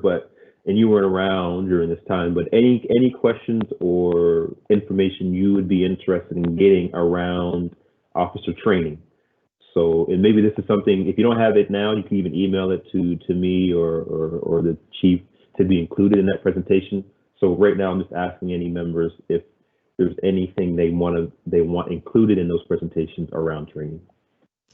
Yes, thank you. And thank you for the clarification on that as well, Carol, because I was having a hard time following in relation to the voluminous kind of approach that I no doubt both chiefs would have to presenting information on this. So I do like the idea actually of having information around what is the ongoing training opportunities, leadership development that our officers would have, in particularly those that are on the beats, and particularly around. For me, I want to see if things like trauma-informed training is happening, if domestic violence training is happening, and I could go on and on. So that's the kind of detail I'd like. How you roll it out and how often how you roll it out is not necessarily the issues, the kinds of details I'm looking for. I'm looking for confirmation that we are hitting the mark on some of these training needs that we have. Getting it out, people are taking advantage of it, what kinds of things are being trained, and if there's an opportunity for us, if we feel there's some gaps that we'd like to suggest, we won't know until we see a list. So that's kind of where I'm getting at it for the future. I'm okay with it being deferred and taking some time to get to there, but that's my input today. Thanks. Great, thank you. Commissioner Backman. Thank you very much. Yeah, I mean, my biggest thing about the overview of the officer training was I was looking at this with an eye towards what are we doing for, you know, equity and diversity training. That was my biggest. That was what I wanted to take away from the presentation. Thanks. Thank you, Commissioner Thomas. Sort of. A couple of my topics were already touched on by the previous commissioner, so I have no further questions, but look forward to the presentation. Thank you, Chair. All right, great, thank you. And Beal. Thank you, Mr. Chair. So my question is really, I believe and I feel strongly that our citizens are seeing a pattern of the militarization of police. So my question is, can we get more information, more details on the use of force training and compare that with nonviolent crisis intervention training? I'm specifically looking for and want to know sort of the breakdown in terms of how officers are being trained to use force and how they're being trained to mitigate or to minimize conflicts as they arise, and to determine what is considered best practice. So yeah, so how do we get to that point where we can sort of see a breakdown in terms of how officers sort of in-class training in terms of how they're being trained to use non-violence crisis intervention versus the amount of training that is being used in terms of the use of force? And again, what is considered best practice? Great. Thank you, Commissioner Beals. So for me, very related to Commissioner Beals' aspect of what are the trainings when it comes to physical interactions with police, and whether that's use of force or et cetera. And I know that this originated from a presentation we received that we got, I believe was, again, trying to rack the memory, RCMP brought a list of training modules that officers go through when they are first, when they go through their training, and it's very detailed. And we as a commission wanted to kind of get the same idea of what that looked like for HRP. And I remember the chief saying that that would take some work, but also could be presented when the time comes. So I think a lot of the information that we're being asked for is consistent with what, or today is being asked for today, is consistent with what we were looking for originally. And chiefs, I don't know if there's anything that you need further clarification, or from what you've got from commissioners today, is that good for us to move forward and then kind of decide how we're going to do it for agenda setting? Yeah, so through you, Chair, I think that's very helpful. Appreciate the detail, and particularly around the different aspects between the various commissioners. I think, at least from my perspective, I'll let Chief Gray give her view. But what we would do then is, for agenda setting, we will come up with the various topics. We'll present them to you at agenda setting, make sure that we haven't missed anything. You can obviously canvass commissioners as you see fit, and then we'll make sure that we bring the appropriate presentation that's going to meet the need. Okay, great.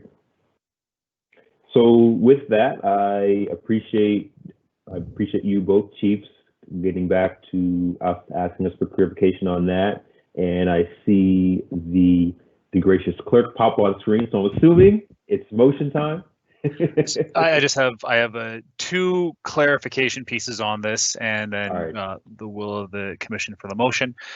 So at the December 14th meeting, a motion was made to defer this item to the next meeting of the commission, which was today. Because that was made by motion, that's why this is being brought forward to this. It's a transparency piece. So I just want to be clear on the process for this, and to make sure that we're providing that information forward. If a deferral motion is desired today, that could be made specific to a upcoming meeting at this point in time, or it could be phrased as a upcoming meeting without a specific date put on it, so that we can work with the RCMP and the Halifax Regional Police, as well as agenda review, to make sure that this is coming to an appropriate meeting where there's enough time for the report to be created and it doesn't have to be deferred again. Those are the two options that I would look at. Right. My opinion as chair would be we could defer it, but put no date, only because we're getting into budget, which we don't know what those discussions will be, whether the commission wants to have more than one discussion. We don't know if council will send this information back, and this time between now and when the budget gets approved, sometimes we might have to call special meetings, and if we put too much items on these agendas, we could get to a place where we're, again, in a place where we're still talking about deferred items before we even get to our regular agenda. So I would, knowing that this one is important, but it isn't one and sorry, this is my opinion. I want the commission to weigh in. I don't know if this is the one that we need to get in the next two meetings. Maybe we could just have that discussion at agenda setting of when we think it should come up next. But again, I do fear that if we keep deferring for next meetings, then the next meeting comes and we have a bunch of items that we don't get to. So I'm not sure if there's any further comments from the commission, but I would take your guidance. And just one brief clarification, a motion to defer such as this must be dealt with within 6 months of the motion being made. So it does not have a permanent to be determined date on it as well. Right. So if anyone just wants to weigh in, really, I won't go through. If anyone wants just to weigh in. Yeah, Commissioner McDougall. Yeah, I just I don't think this is, truly urgent for a February meeting or March meeting, or but it's just interesting for us to know what sort of training is available, how officers can apply, or does everyone do it regularly, that kind of thing. So leaving a specific date off and knowing that it has to be done within 6 months is probably good for us to figure out exactly when we're going to see this back on the agenda. But I agree with what you said, Linda. Anyone else want to weigh in really quickly? Thank you. I would, Mr. Chair. Given the nature that this to me sounds more like an information report, if we don't have any specific action items that potentially come out of it, I feel like it should be pushed down a little bit on the priority level. We've got a lot of things coming forward that do have an impact on when we look at a budget that comes forward to us for approval. But it is, as Commissioner McDougall said as well, it is important for us to understand it. I just want to again understand process here. The information reports that come back, it is up to us to bring them forward for a further discussion, is it not? Is that correct? So it's the same practice. So yeah, I'm thinking just bring it back as an information report for now. And then when we see how well we are moving along in our agendas and we get past the budget process, we can decide if we want to pull it up and have it be more of a priority for an upcoming meeting to have a presentation on. I've seen the clerk pop in. Did you want to give any further clarification on that? I just wanted to confirm that the Board of Police Commissioners follows the same process as Regional Counsel. So the exact same process for information reports would apply to this as it would to Regional Counsel. Cool, great, thanks. So I will move deferral to pending a information report from the chiefs on as identified needs that we've put on the table today. So for clarification, and actually I'll get a seconder first. Anyone want a second? Yep, Commissioner McDougall. So I don't know if we would need an information report only because this is a presentation. We're asking for a presentation, but this is the thing. This whole process things we can go around in circles. So from the clerk, because it's a presentation, we can still ask for the deferral, which I agree with, but do we need an information report because this would be a presentation? I don't believe there's a requirement to have a report in the motion, as there's already direction from the commission to action this. Okay. So I think it could be just defer this item to a future meeting date is an appropriate motion. Okay. Any further comment from the mover?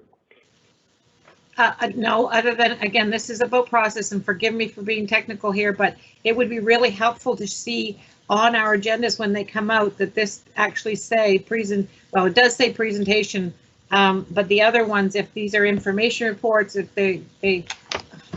I'm getting confused by this agenda. I don't know why. Maybe it's because there's so much red on it and black. And I don't know. Forgive me. Forget it. I'm going to just be quiet now. No, it's okay. This is part of the process. This is part of understanding. And if you don't bring it forward, and if you don't ask the question, then you'll be left in the dark by yourself. So I think it's always don't feel that you can't ask those questions. So. What the motion is to have this item deferred to a future meeting, and we already spoke about the items that we were asking for as the commission. We don't need to put it in the motion because I'm sure the chiefs got that. And ask if we can call for the question on the deferral. Call for the question. And all those in favor? Aye. Aye. All those opposed? Seeing none, thank you. Great discussion, Commission. Moving on to 7.7 Royal Canadian Mounted Police Equity and Diversity Initiative. believe that's Chief Gray. Yes, thank you, and through you, Chair. So this is an update in regards to the national strategy on advancing equity, diversity, and inclusion that I gave to the board previously. I think it was actually in September, potentially. So we just wanted, it's just an update in regards to the RCMP fully embracing our diverse perspectives and experiences. The actions are all part of our modernization strategy, which is under the Vision 150 piece, which I also previously presented to the board on. So we are working on a more robust equity, diversity, and inclusion strategy with a focus on identifying and reducing workplace and service delivery barriers and discrimination for Black, Indigenous, and people of color, women, and other groups seeking equity in our society. And the strategy is clear, concrete, with transparent actions, including mandatory education, awareness, and training, which we will include in the further report that will come in a few months. Just some of the actions that we're taking. Accelerating the participation of the new mandatory cultural awareness and humility course for all of our employees, not just members, but also employees. The objective of the learning is to promote understanding of the effects of culture and identity on perceptions and actions across a wide section of communities that we serve. Expanding the diversity of perspectives in our decision-making processes by increasing representation of Black, Indigenous, and our people of color on selection boards, advisory boards, project boards, and senior level committees. Also developing mandatory anti-racism learning for all employees, informed by external experts such as the new Government of Canada Anti-Racism Secretariat. One of the key pieces is also our Foundations of Learning training, which supports our culture. And this is a new online RCMP leadership curriculum called the Foundations of Leadership, which is a series of interactive online courses designed to prepare employees for informal and formal leadership roles. Covers a range of topics, which again, when we give our training rundown, I can go into more detail in regards to that. Another portion of the modernization strategy is disclosing police information on a routine basis. And I know that that has come up in previous conversations with the board as well as our councils. The RCMP is publicly disclosing the following on our external website. Any information regarding police intervention, previously referred to as use of force.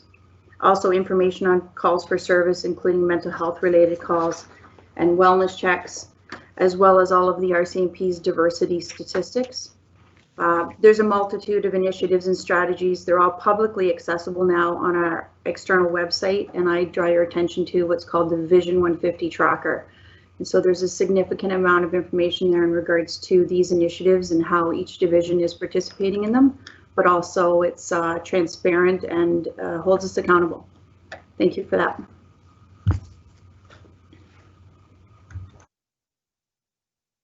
Thank you, Chief. I'll go down the list. Commissioner McDougall.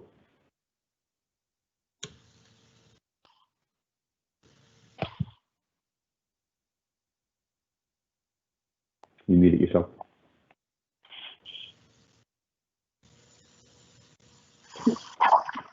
Yeah, No questions. Okay, great. Commissioner Kent. No questions. Commissioner Blackburn. No, all good from over here as well. All right, great. Commissioner Thomas. Not here. All right, thumbs up. And Commissioner Beal. Good, thank you. No questions. Thank you so much for the update. Thank you. So my only question related to this is, and I believe previously, Chief, you gave us an update and a presentation on the training that was done, and I can't remember exactly, but the African Nova Scotian experience or something along those lines that was done with officers here that included some of our HRP folks. So what I'm wondering, when it comes to the Equity and Diversity Initiative, what is the trickle-down effect for us here in, I'll say Nova Scotia, but HR in particular, but for here in Nova Scotia? Thank you for your question. It's a good question in that, yes, it's the African Canadian experience. It's called the ACE course. And we're from Halifax Regional and of course Nova Scotia perspective, we're proud of that course. It was developed here by a number of our employees, members and staff. And so we continue to have the ACE course. We actually have one this week ongoing But when it comes to the modernization, equity, and diversity, from a Vision 150 perspective, all of the divisions, including Halifax, including Nova Scotia, but also the districts, including Halifax Regional, my district, I'm accountable to that monthly. I have to update in regards to our initiatives as well as our priorities, and they all include all of these initiatives that are instituted by National. We are all held accountable to the same ones. When it comes to the different initiatives, that's certainly something that as we move forward, I'm happy to report on, but we are required to report up through our commanding officer to our senior executive.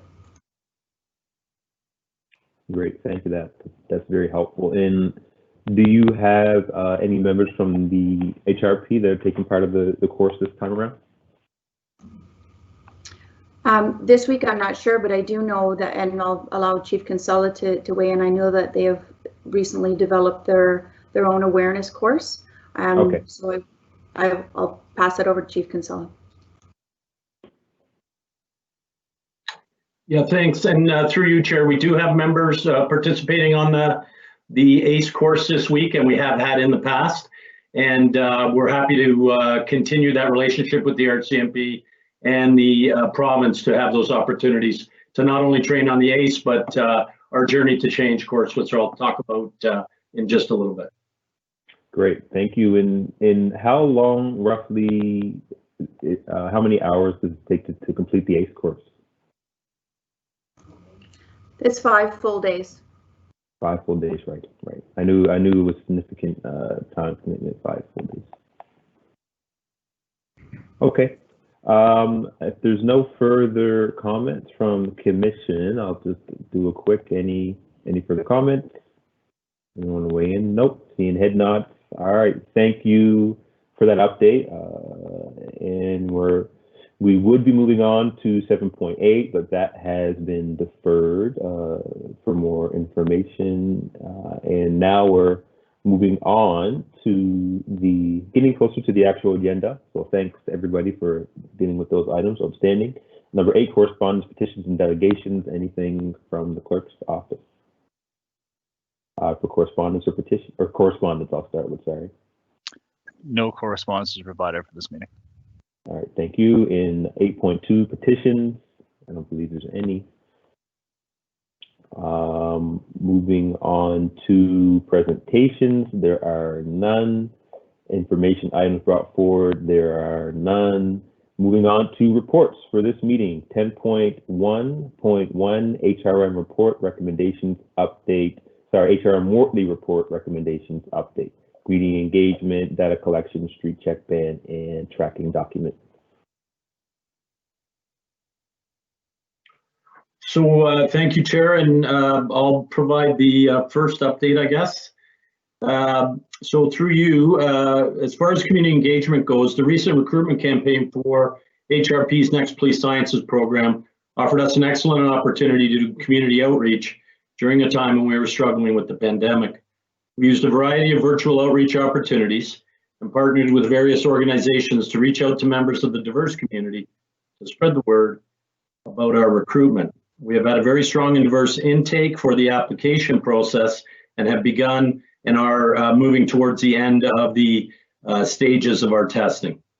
In October, we launched a 5-day training module called Journey to Change.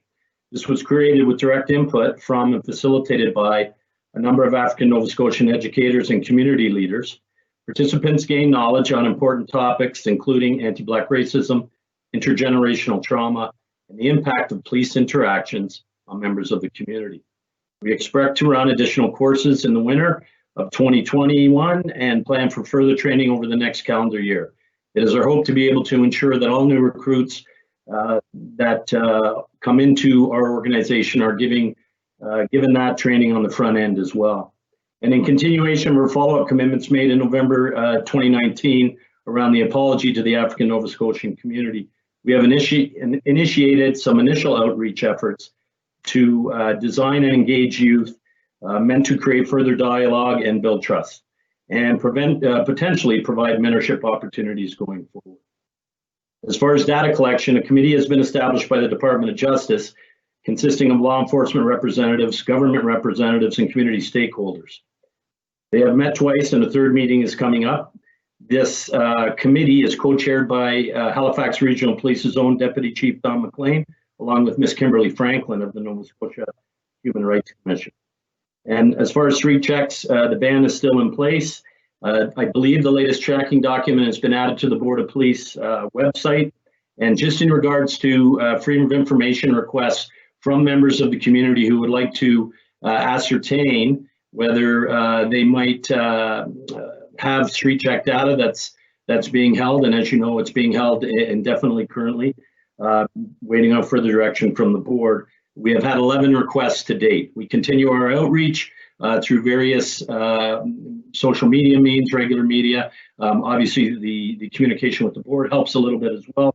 And we will continue to make that available and ensure that members of the community who are interested will get the information. And subject to any questions, that's my update.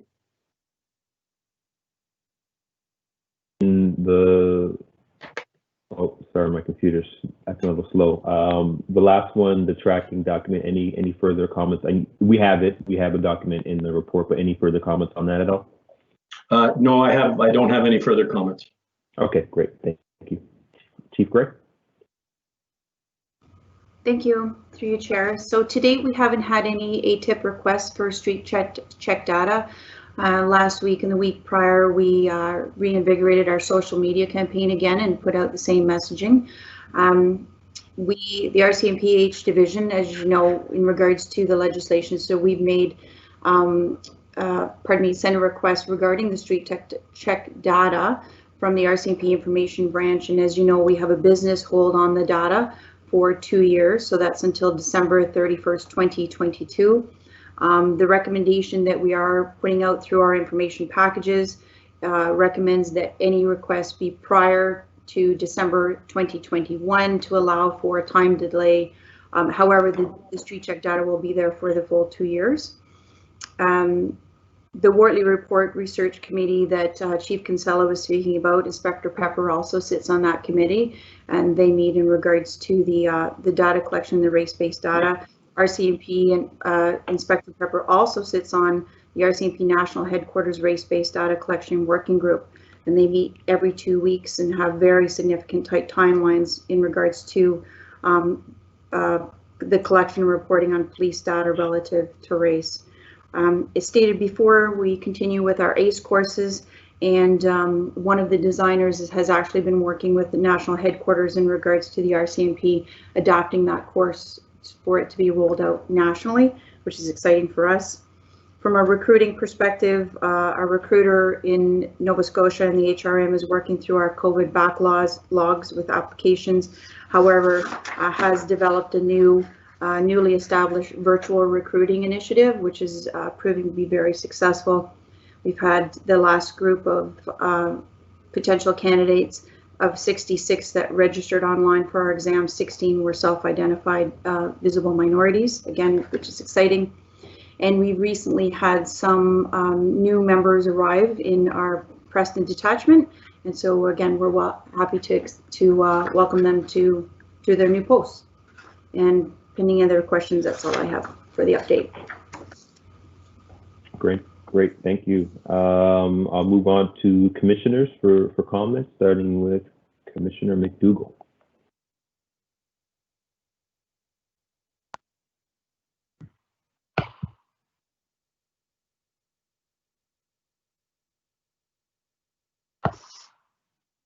It looks like it's unmuted and then it mutes itself again. Thank you very much for the presentations.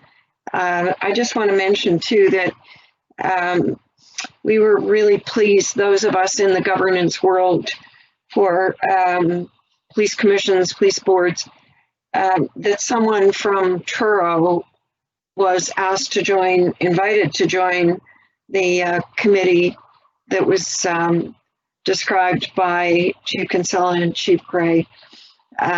His name is Wayne Talbot, and he's in fact Deputy Mayor, but also Chair of the Truro Police Commission, and he's at the same time, vice chair of the National CAPG board. So he's been involved for a number of years, and really pleased that he's been part of this and brings that voice to that committee.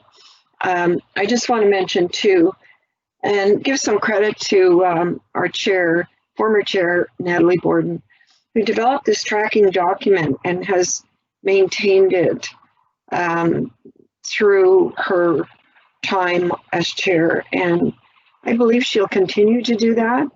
She's very interested in making sure that we are updated and know when things have progressed and move forward. So just wanted to mention that.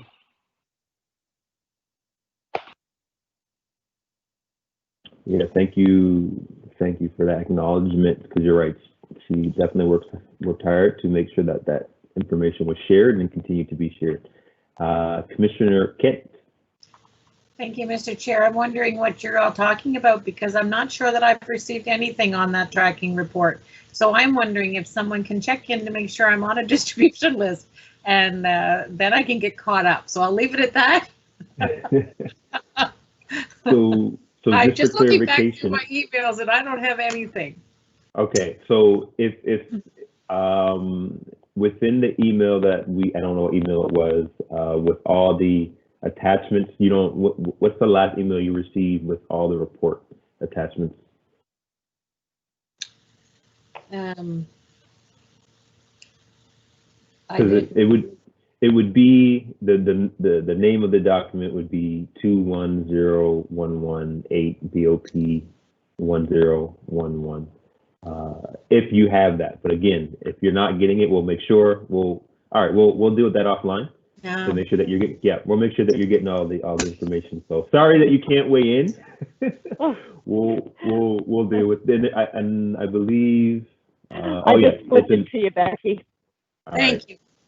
All right, we'll make sure that you're getting all the correspondence. Commissioner Blackburn. No questions at this time. Okay. And Commissioner Beals. No questions also. Great, thank you. So my two comments would be, again, thank you, Chiefs, for the update.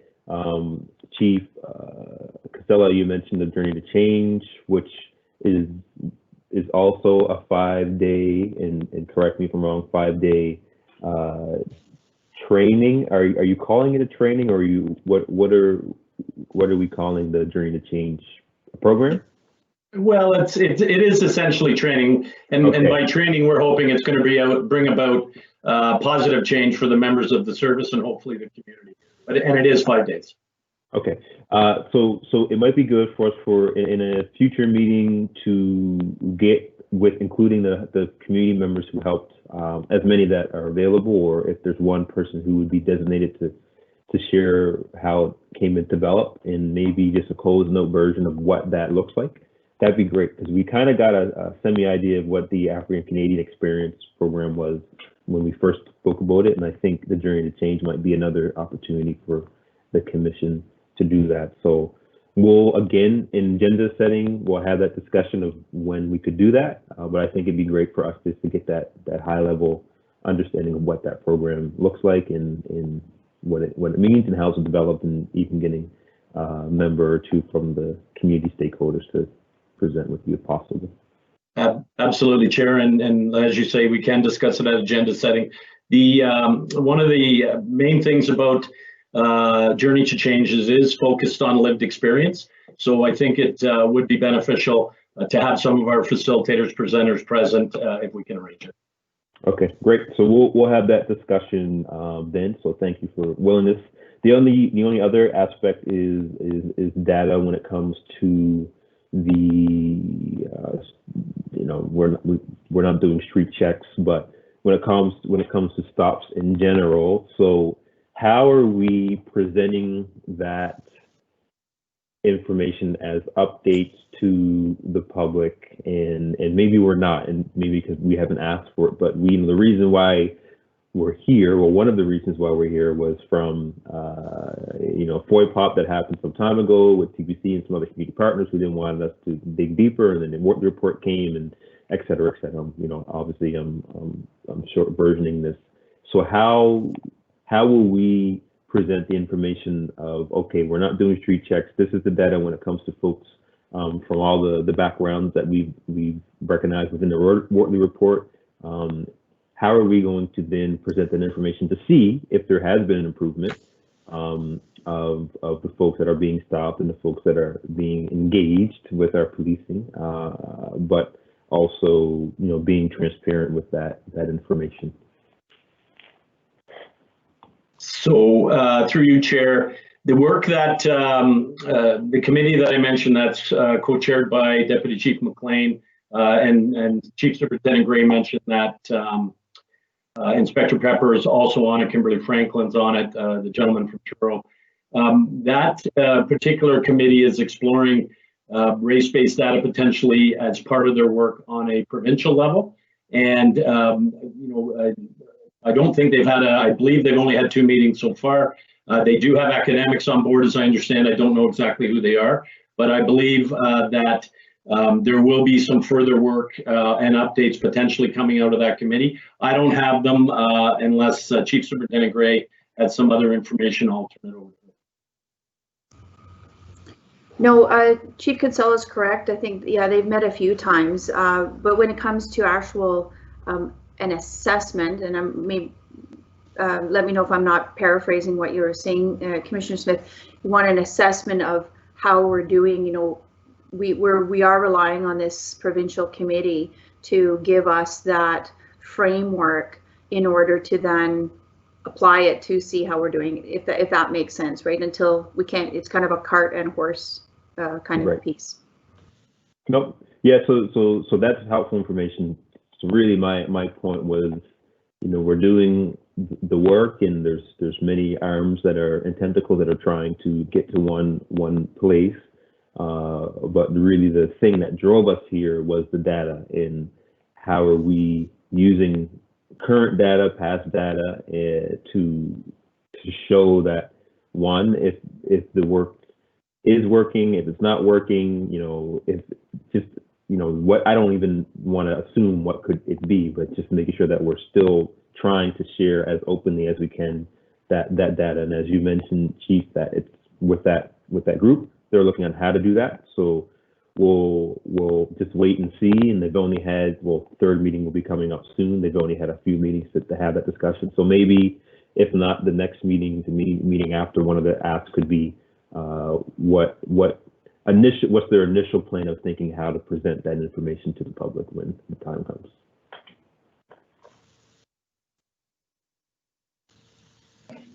Just through you, Chair, a quick update I just got in. They've actually had 3 meetings. The 4th one is upcoming.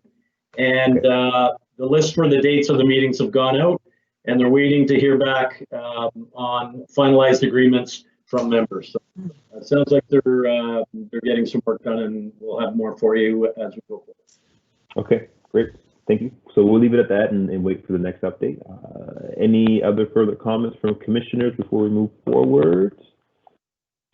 All right, seeing head nods of no. So thank you again, Chiefs. There's no motion attached to these. They're just updates. This is one of the recurring items that we have around the Wartley report. And now we have a report that came out 10.1.2, how the use of police body worn cameras. And I believe, is there a short presentation on this, or is just a discussion piece? So through you, Chair, it is a report, and as you'll recall, there is no presentation with it. This report came out of the December meeting for a supplementary report. What we've included in here is draft policy framework and key policy themes, a brief summary of research on community impact, along with links to the various detailed research reports, if there is interest in looking at those, and then a brief overview summary of the research on body-worn video in Canada and elsewhere, along with related links. And we're happy to provide any other information the board would like on body-worn. Great, thank you. So this was, I'll just say from our last meeting, we had this discussion and the commission asked for further information, and I thank staff and everyone that worked on it to provide this report. Very thorough. A lot of the information that we were asking for, if not, was not in this. It linked to where some of the information could be found.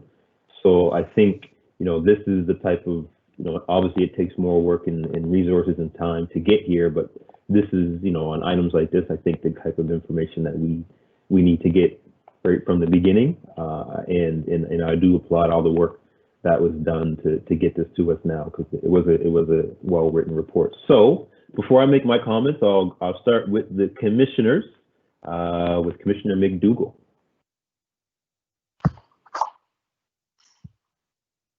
Thank you, and thank you for this report. I am pleased to see that Heather Saulnier's framework was included.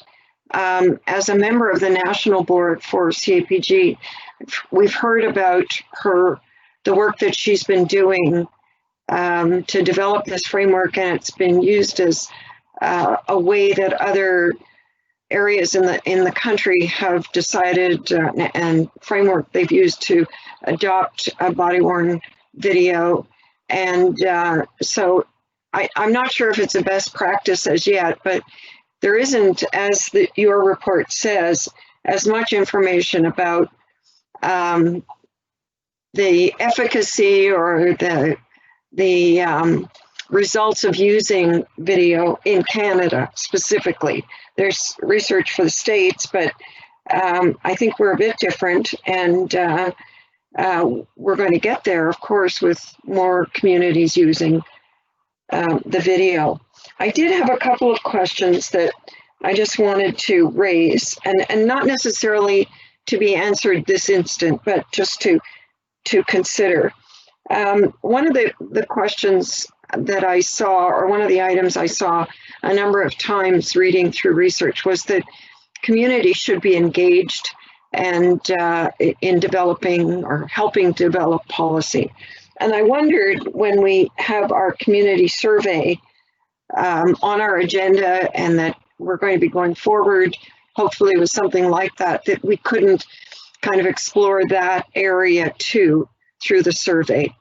My other comment is that obviously making sure that the policies are consistent with the Police Act, the Human Rights Commission, FOIPOP, any privacy legislation, that sort of thing, anything from the municipality. I also was wondering if this kind of information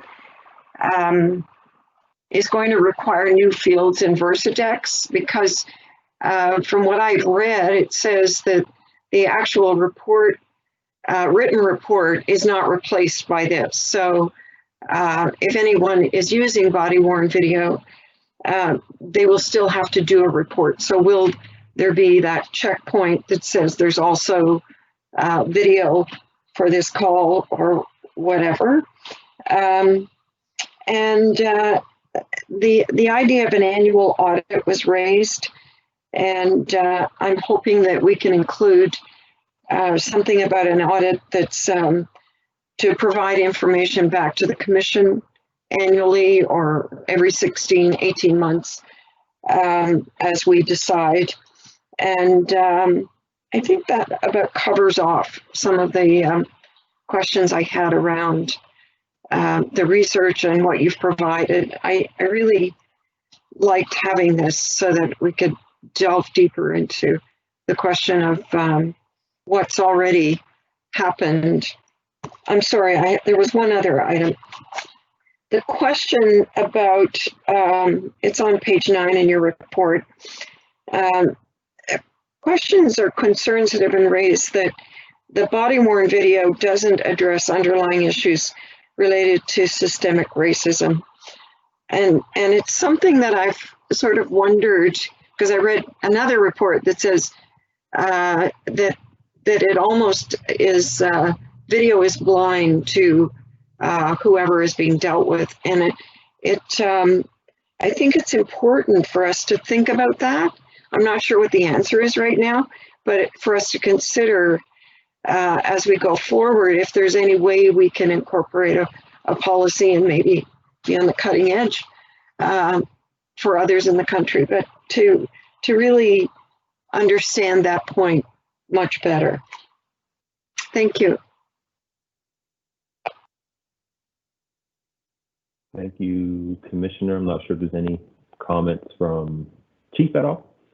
Yeah, so through you, Chair, just a couple things. I don't know that I'll capture everything. I'll try. I also have Inspector Greg Robertson on the line, and I'll turn it over to him. Is around the question of whether the video replaces reporting. It does not. Reports will still have to be completed. The videos will have to be, they will be supplement to any reports that might go in or any incidents. They obviously will be used as evidence. They'll be part of court disclosure. They'll be open to freedom of information requests. We'll follow all the privacy guidelines, certainly that relate to that. There'll also be regular checks and balances and assessments throughout the program. If in fact, it is something that the board decides to move forward with. And policy obviously will have to be very strong. There'll always have to be some oversight of the policy and making sure that it's as current as possible and all of those things. And I'll just ask Inspector Robertson if he has anything to add. Yes, thank you, Chief, and good afternoon, everybody. With regards to the Versadex question, so two different systems being operated. Depending on which vendor you go with, there's tagging features. So every officer that uses body worn has a unique license assigned to them.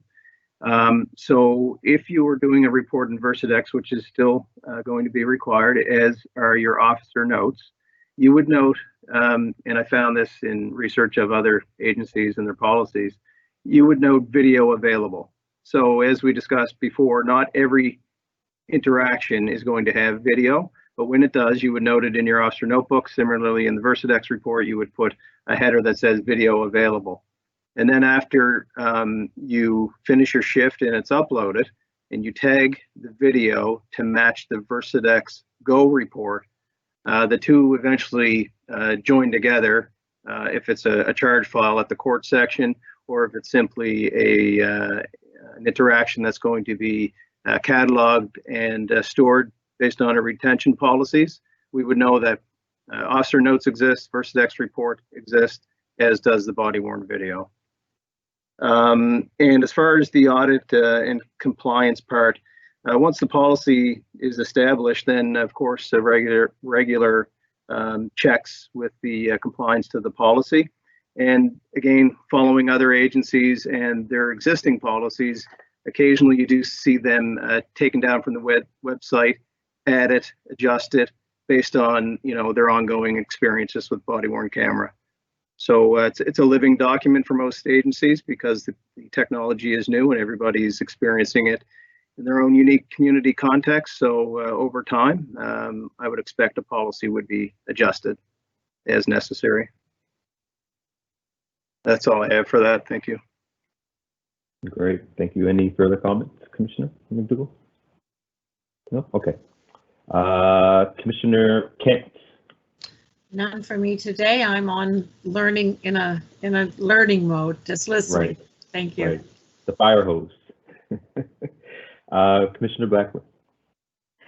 Thank you very much, Mr. Chair, and thank you so much. I really appreciate this report. And when reading the report, I think that's when the realization hit that this really straddles a very fine line between maintaining privacy of individuals and still, being a useful tool.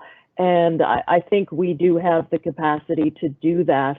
And I'm just, and just to reiterate, I think the big thing around this is the managing of expectations. I think that in the public sphere, there's one expectation that when they see body worn video on television, on the internet, on an almost constant basis, that's not exactly how things are going to roll out here. Not because we don't want them to, but because they just can't. You know, just to follow on that, so the release of body-worn video to the public, is that going to follow just the regular FOIPOP process? Yes, and through you, Chair, I'll turn it over to Inspector Robertson. He can give a little more detail on that. Greg? Yeah, sure. Thank you, Chief. So short answer is yes, it would follow the regular Freedom of Information request for information. So often people will comment upon, is it all the collected video going to be released? And the answer is no, because of the privacy consideration. So if you're captured on body-worn video, and if the example was that, you know, you were a subject in a criminal offense and there were charges laid, that would be disclosed as part of the court package to the Public Prosecution Service, who in turn turns it over to the defense. So you would end up getting it in that method. But if there were no charges laid, or you believed you were captured in body-worn video for a matter that does not go to court, then you could submit a Freedom of Information request for your video. And many of the vendors have the software programs that vet out the faces and the businesses, everything that we would consider when we would do normal disclosure for applicants. So those measures still have to be applied. And of course, there would be an impact for the FOIPOP section of the department, because I would expect additional requests would come in over time. Yeah, no, appreciate that. Thank you very much. And Chair, if I could just, thanks, Greg. Chair, if I could just make one comment, I think Commissioner Blackburn made an excellent point about managing expectations, and that will be part of everything we do, whether it be reporting to you, engaging the community, whatever those items may be. And Inspector Robertson just summed it up very good, how things are going to be living. We're always going to be assessing and trying to ensure that we, keep the expectations managed. Great, thank you, Chief. And I believe that's it for you, Commissioner Blackburn. Yep. Commissioner Beals. Thank you, Mr. Chair. So I have a question in terms of accountability for, let's say if there's a situation where the body-worn video surveillance should have been on, and let's say for whatever reason an officer's body-worn video was not on. Is there any type of accountability in terms of ensuring that this is going to be taken serious and that officers are going to, comply with the use of this technology? Yeah, thanks for the question, Commissioner, and through you, Chair. Yeah, absolutely. We will ensure, and that will be done through policy. You've got, a policy overview in the package that was supplied, but there is very specific times when video needs to be on, and there are some when video will not be on. Members that are using body-worn video will be expected to follow the policy. We will be doing regular checks and balances to make sure that we are using it properly. Proper training will obviously go along with the policy to make sure members understand.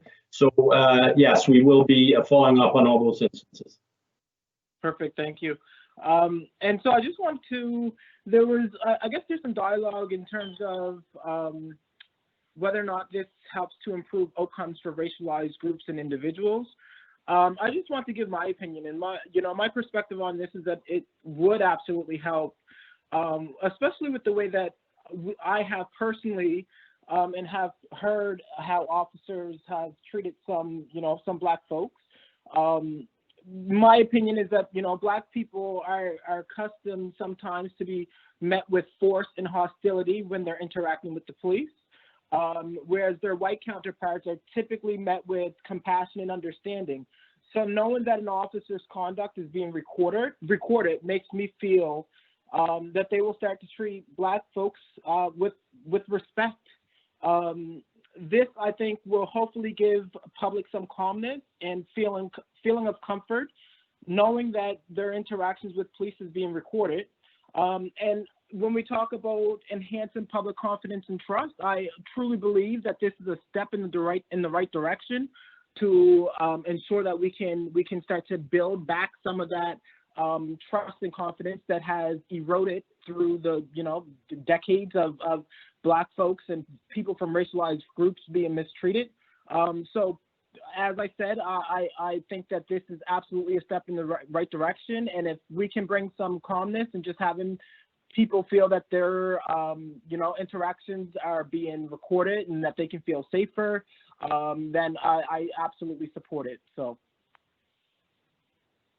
And thank you, Commissioner, for those comments. And through you, Chair, I'll just add a little bit of an opinion piece here. To the Commissioner's point, a number of services are moving to body-worn implementation. It is another tool. The evidence is that it will help with trust, transparency, communication, a number of things. Will also help with training. And there's always that opportunity to go back and review. So I appreciate the comments of the Commissioner. Thank you both, Commissioner Beals and Chief. So my comments were similarly related to the last comment. Well, one of my comments, last comment of Commissioner Beals, so I won't harp on that too much. One of the things looking at this document that just a couple questions just out of curiosity, and then one of procedure of how we should proceed moving forward.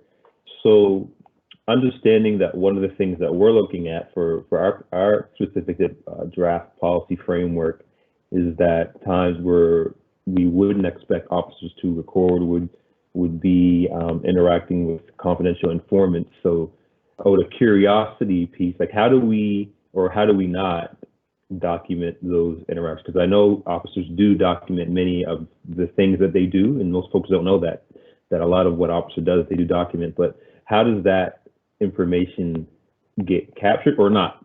So just wondering how that's worked. I'll invite Inspector Robertson to comment first, and then I can add to it after. Right. Okay, thank you. So of course that would be one of the instances the camera would not be turned on, and there's many others. We consider cultural sensitivities, we consider entering religious institutions, hospitals, elementary schools, what have you. For that specific example, no, the camera would not be on and would not be appropriate for that. But that interaction and any of the other ones that I've described that would not have the body-worn video activated, it's still going to be documented, likely a couple of different ways. In the officer's notebook, the Versadex report, which is unique to their working day, so part of their unit or call history, depending on if they're a uniform member or a plainclothes member. So nothing would really change. It's just simply it wouldn't be applicable use for this new tool. And really that was my question, is how do we, in general, when those type of interactions happen, what are officers doing to keep track of that? And I'm not sure if you had anything further. Just very high level, we do have policy around dealing with confidential informants, and there are a number of rules that provide for accountability. I won't go into detail in the public session, but I can assure you that those do exist. Okay, cool. The other comment was around, again, this is our potential draft policy when, looking at what we would say, we would not release the information, and it's in the report, and for folks who might not have read it, one of the points are body-worn camera videos will not be used as part of media releases or released to members of the public or general public or media except in the most serious situations. And it kind of goes on there. So what I'm wondering is, how do you then deal with, and this is in the report, this is really a question for folks who might not have read it. So how do you deal with folks who might want their interaction with an officer? So they want that footage. And then in the broader context of the policy, thinking of, do we want to be able to also say, situations that are of public interest? So it might not be, you stopping John Doe on a street corner, but it might be the video of an interaction that happened at a store that then became, public interest because of whatever the issue might be. So how do we balance those two discussions of folks who want their information, but also some public interest of that footage.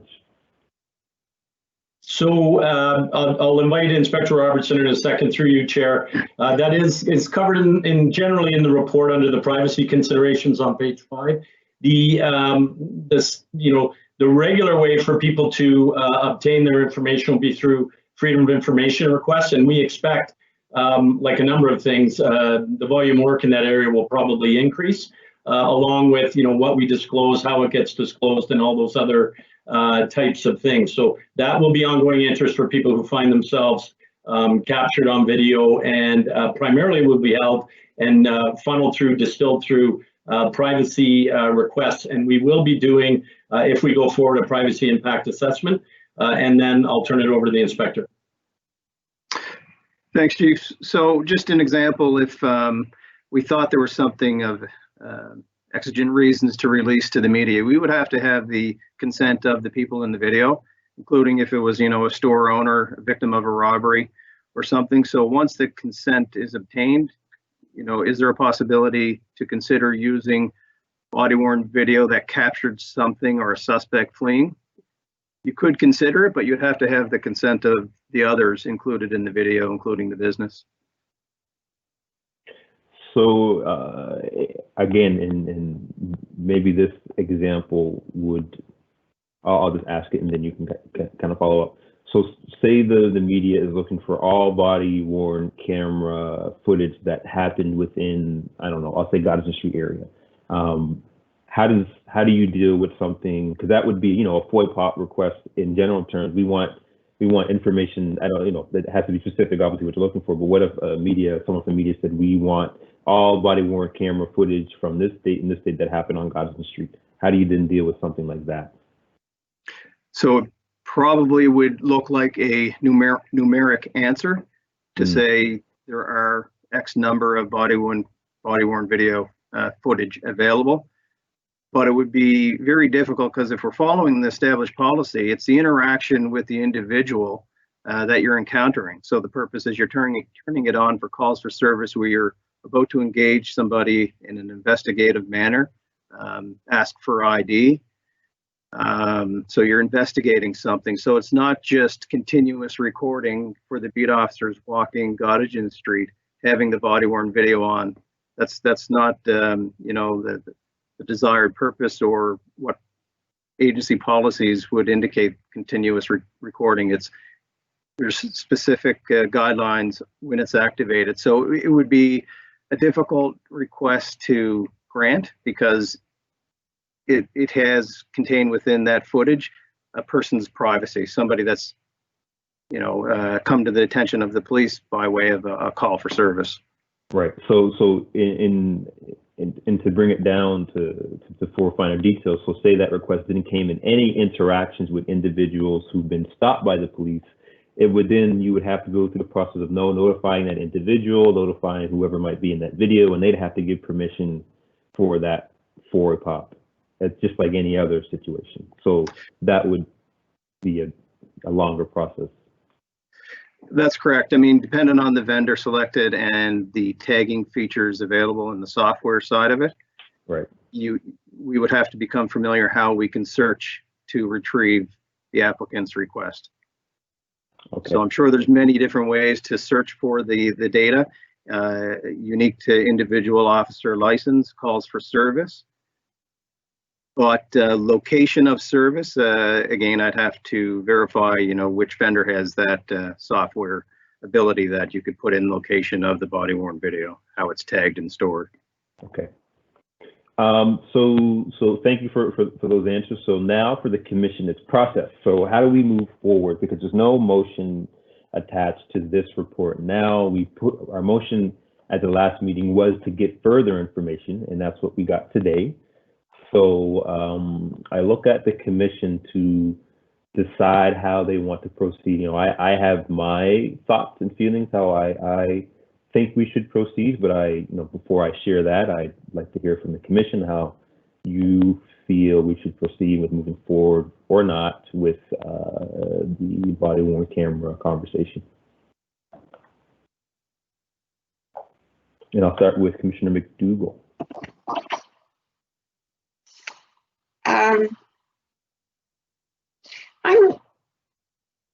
kind of concerned about budget, and you know, I'm just not quite sure. I see the value of body-worn video for sure. I do, and it makes sense. And I'm, though, very mindful of all the restrictions during this COVID period and reductions in budget, and also the whole defund the police kind of the messaging around that, which we're yet to receive any report on. But you know, so I'm really in a bit of an unsure place right now, and I wondered if we might discuss this further on the 28th of January when we actually talk about budget. That's all. I know there's process involved, and I'm not quite sure what that is with respect to this, but that's kind of what I think right now. Okay, thank you. Commissioner Kent? Can I defer my option to have a comment until I've listened a little more, please? Yep, not a problem. Commissioner Blackburn. Thank you, Mr. Chair, and I'm very much in the same mindset as Commissioner McDougall. I mean, we haven't seen any concrete price tag on this yet, and I would like to see that. And I mean, there's so many different vendors and possibilities and way to go about this. I don't think I am in a position right here, right now, today to say, all right, let's do this. Giddy up, let's go. I would like to see what the price tag is and what the associated costs to maintain it, you know, on a yearly basis, and have that as part of the context, as Carol points out, as part of the context of the budget discussion. Thank you. Great, thank you. And Commissioner Beals. Thank you. So I guess what I'm hearing is that there's people are more concerned with the price tag. The commissioners are concerned with how much this is going to cost. I thought maybe we received that information at the last meeting or the other meeting, but do we know offhand how much this is expected to cost? Do we know that information now? Yeah, through you, Chair, and to the Commissioner's point, we did present on cost for body-worn implementation at the December 14th meeting, and there was some documentation that was sent out. To Commissioner Blackburn's point, we're happy to go over it again on the 28th as part of the discussion, and we're also happy to continue the discussion around a pilot if that's what the board decides they'd like to do. Okay. And do you have the figure in front of you today? Like, could you reference that now, or? Yeah, we can. I've got Inspector Robertson. Do you have that information handy? Yes, I do, Chief. So if I'm understanding the question, you'd like to know maybe year by year, the 5-year plan? Correct, yep. Okay, no problem. So initial capital startup cost for a 300 body-worn camera direct implementation program, capital is $795,000. That's years 2021, 2022. Add to that 2 human resource cost, and that comes in at $95,000. So year 1, capital plus human resource. And within capital, keep in mind the following is included, which is data storage, software license, warranties for the body-worn video and the docking stations. So year 1 all in is $890,000. And we arrived at that figure by reaching out to several vendors with the form of a request for information, analyzing their responses, sent them several questions, they responded, And then we followed up with each of them with a virtual presentation where further questions were asked. So we took the averages of all the different vendors. So after the 890,000, you'll see a drop in the operating cost. So years 2022, 23, it's 693,000.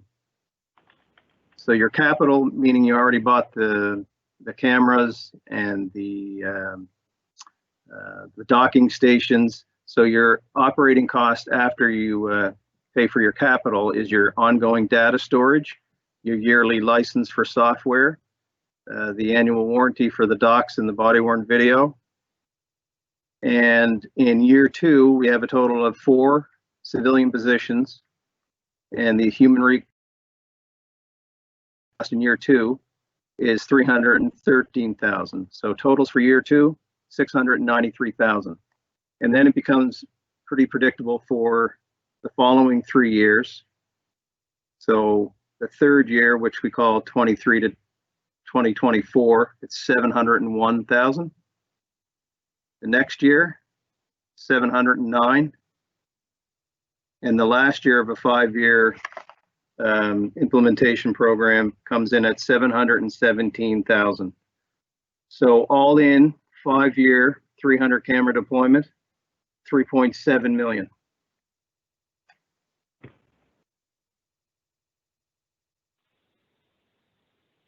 And is all those costs covered directly by HRP, or does HRM take over some of those costs?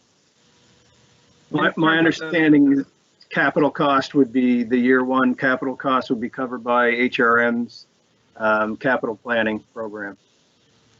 Okay, so in terms of what's the direct hit for HRP if anything was to come directly out of HRP's budget?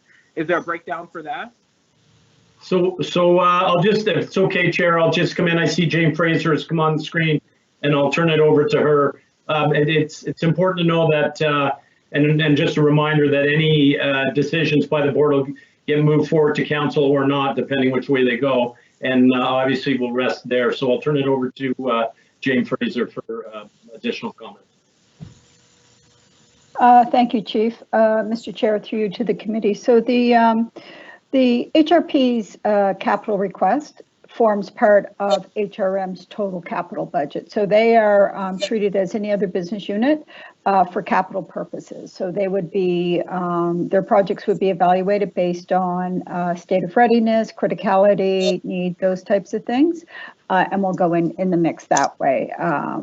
So on the operating side, as pointed out by Greg, what we have are a mix of capital and operating. So we would refer to that as OCC, operating cost of capital, meaning that when you put a capital project in place, there's also often operating components there.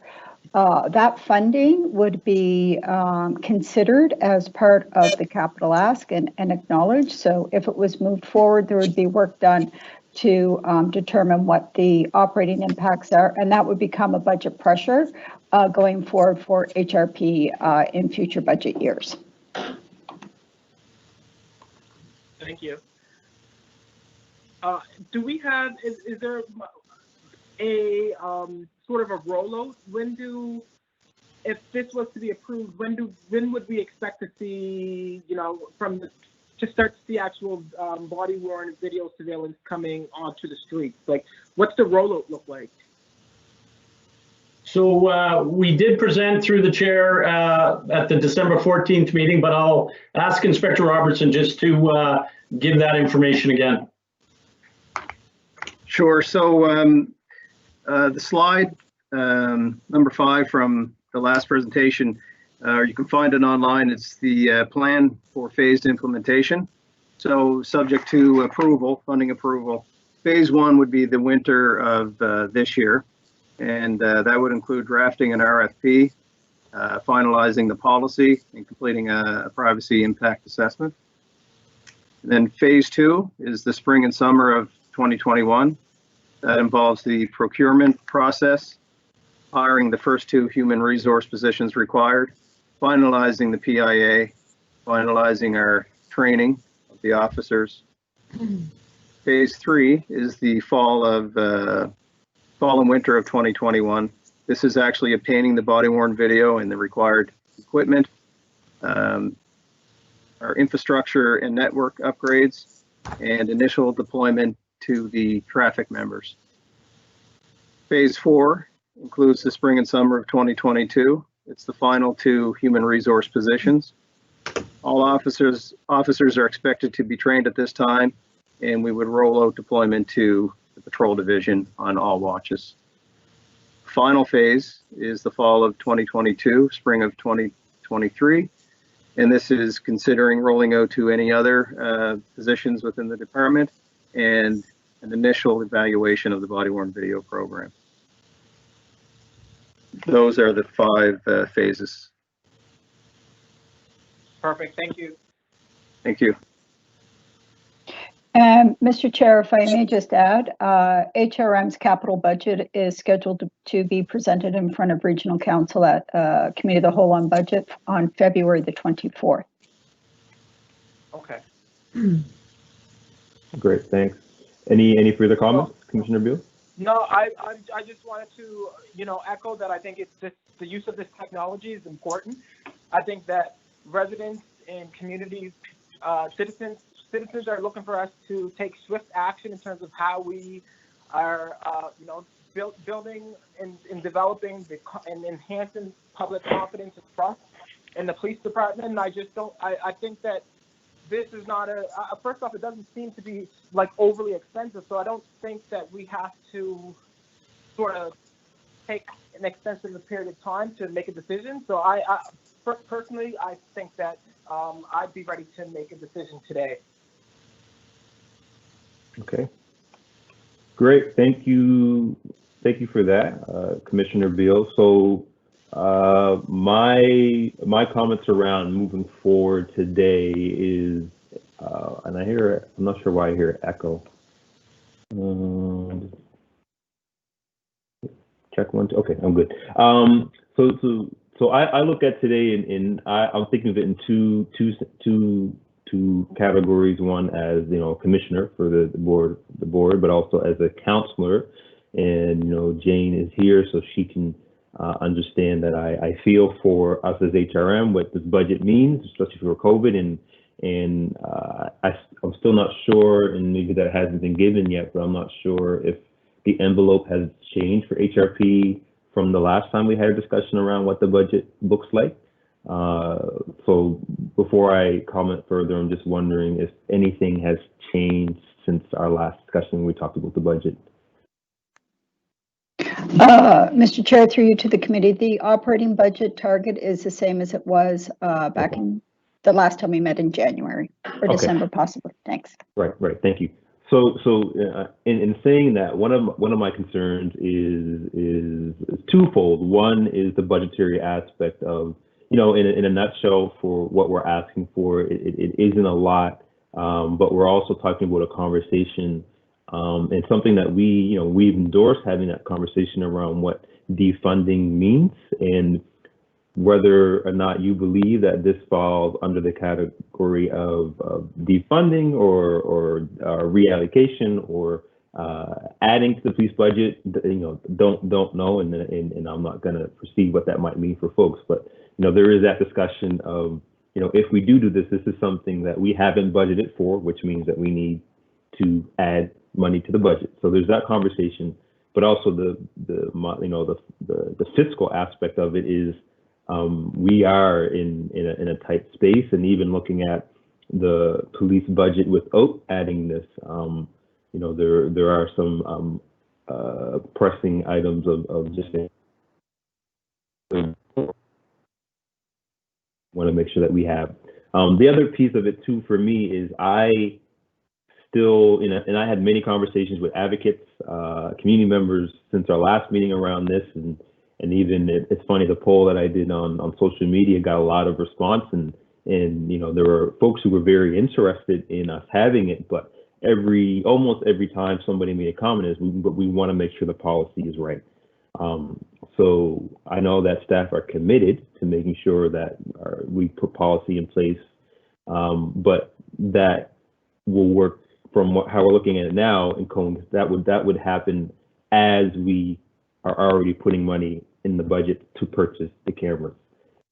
So for me, my personal opinion, how I would rather proceed is seeing what resources is needed for staff to continue to do the work, to develop the policies, to create a work plan. Also, looking at the report, one of the things that came from the privacy commissioner is that we should also be doing a privacy impacts assessment as well. So, that's the work that is being said you need to do ahead of time. And, again, me personally, I'd rather us see what resources are needed to develop these policies, the work plans, and these assessments, and then get to a place for our next budget to say, okay, this is, after doing this work, this is the actual numbers we need to do that. Because I would be, again, worried to approve this and not have that information, especially not being able to go into the community, which we're going to be doing for many other aspects of all the work that we're doing, and not going to community and having those discussions before we approve it. And then, it could be a good thing or it could be a bad thing, depending on how the community looks at it. So that's really where I sit. So I'd rather us in this budget put resources needed to develop the policies and the work plans and the assessments needed, and then for our next budget come back and say this is how much we need to spend to get this program in place.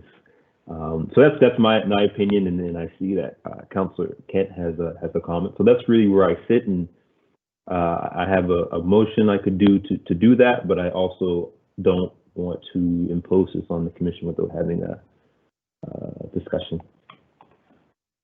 So I'll go to Councillor Kent, and then we'll see if any members have any comments.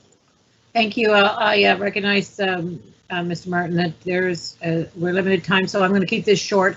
I am still in a mode of understanding and wrapping my head around the whole picture of the body-worn camera and certainly policy. I agree with all the comments today, actually, and so and at this minute, I think that due diligence on our part is equally as important as what we're asking staff for. So I don't feel inclined to feel like I can weigh in on a decision today, and at the risk of it being a no, I'd rather us do it when we're all ready. There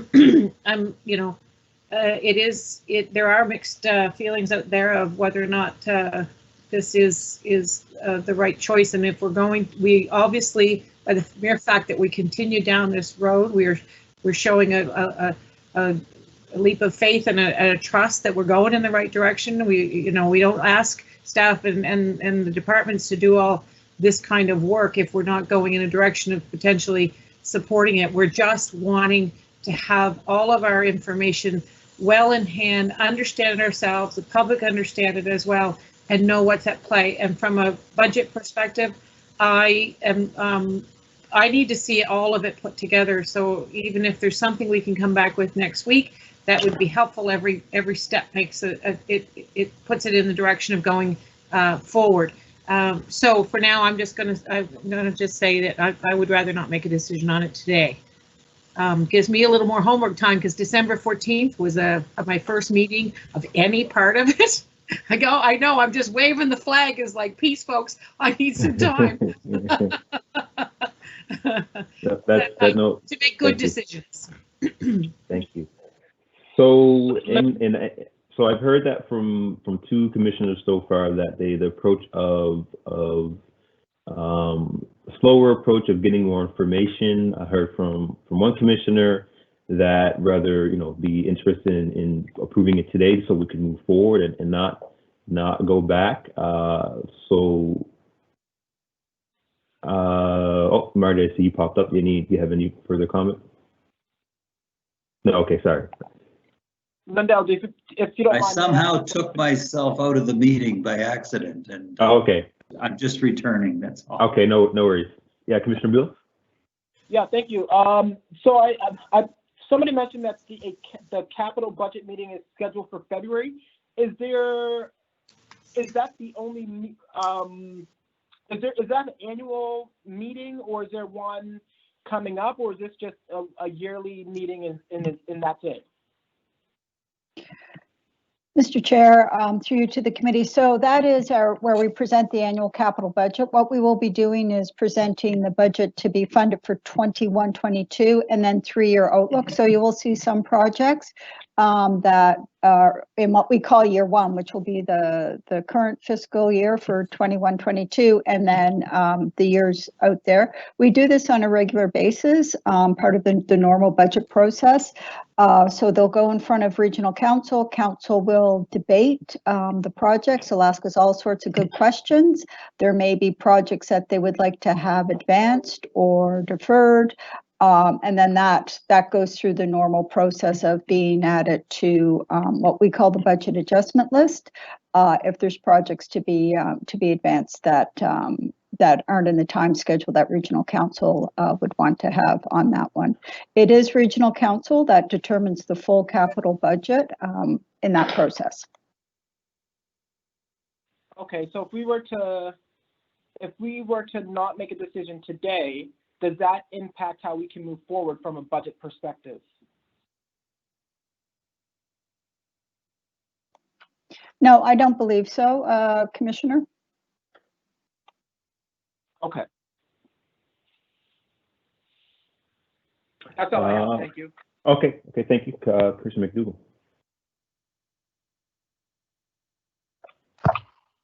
I have a question, and probably it's Jane Fraser who can answer this. So given that this is a capital item and it will go in the capital budget, does that mean that it's in the capital budget for years 2, 3, 4, 5 down the road? Or does it mean after year one, whatever costs are associated with this are picked up by the general operating budget? Thank you, Mr. Chair, through you to the Commissioner. So it really depends on what the nature of the costs are. As they were described by Inspector Robertson, they appear to me to be operating costs in nature. If that's the case, then they would go through the operating budget and they would be funded through the general tax rate.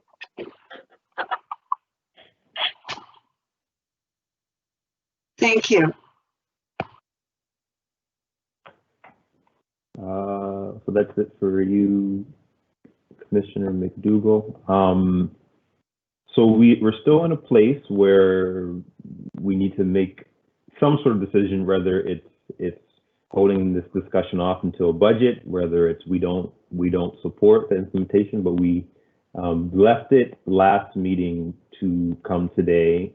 So we do need some type of motion. And what I've for myself, what one of my pieces was, I think in principle, and I can read the motion that I kind of wrote and fixed up during this meeting for today, but this again doesn't capture all of what is being said by the commission. So I want to recognize that. So this doesn't follow on what everyone's saying, but what I'm looking at is a motion that would sound something in the sorts of that the board, police commissioners support body-worn cameras in principle and ask the chief to develop appropriate policies and work plan related to rolling out a program and come back to the commission with budget asks for the upcoming 21-22 budget for development and to conduct a privacy impact statement and for the 22-23 budget for potential implementation. Second, So, I'll second that. Okay, I didn't even want to put that on the floor, but it's been seconded now. So really what I'm saying within this motion is I feel that most of the commission is in principle supportive of us moving forward, what this means for us to look at the body-worn cameras, and I'll just paste this in the chat. Honestly, it's kind of, the clerk, she might need to make it look pretty, but it was just, I was writing this as we spoken from last night. So really the discussion around that, I think in principle, we support having further discussions and even having discussions with advocates and committee members. There are some who are solely against it, but then there were many who want us to look at how this will affect the community. And in the part in brackets 21, 22, I don't think we should put money in the budget to purchase it this year, but I think we should put something in the budget to allow the chief in HRP to develop this work. So there might already be the resources within HRP to do it now, but you know, with everything else that's happening, we might need to, you know, hire somebody, or we might, I don't know. That's why I've asked for the chief to come back and say what would be needed to develop the appropriate asks from us. And then for next budget year, and then we also would have a better idea where we sit in terms of our budget in general for the entirety of HRM's budget for the 22, 23. But I really, in my opinion, believe that we can't move forward with this without having these policies in place, because I am fearful, and you know, I don't want to go back to my initial comments, but I am fearful of what body-worn cameras could be perceived to do, and not actually deal with the issues that we want to deal with when it comes to racism and et cetera, many, you know, justice and you know, you fill in the blanks. So that's kind of where this motion comes from. Is it's not putting it in the budget to purchase the cameras, but more continuing development and make sure we have the resources in place to do that. And then when the time is appropriate, going for next budget, this is what we actually need to do to move forward with this program. So I'm not sure, Chief, you have any comments, or commissioners have any comments either. And really quickly, we are 2 minutes to time. I want to do a quick check-in with the commissioners to see if we have another 15 or 20 minutes in us to finish this and maybe one more, and then we can, okay. All right, so we'll keep going and try to get it done within the next 20 minutes or so. Chief, any further comments? Yes, thanks, Chair. Appreciate it. Appreciate all of the consideration from the board as well.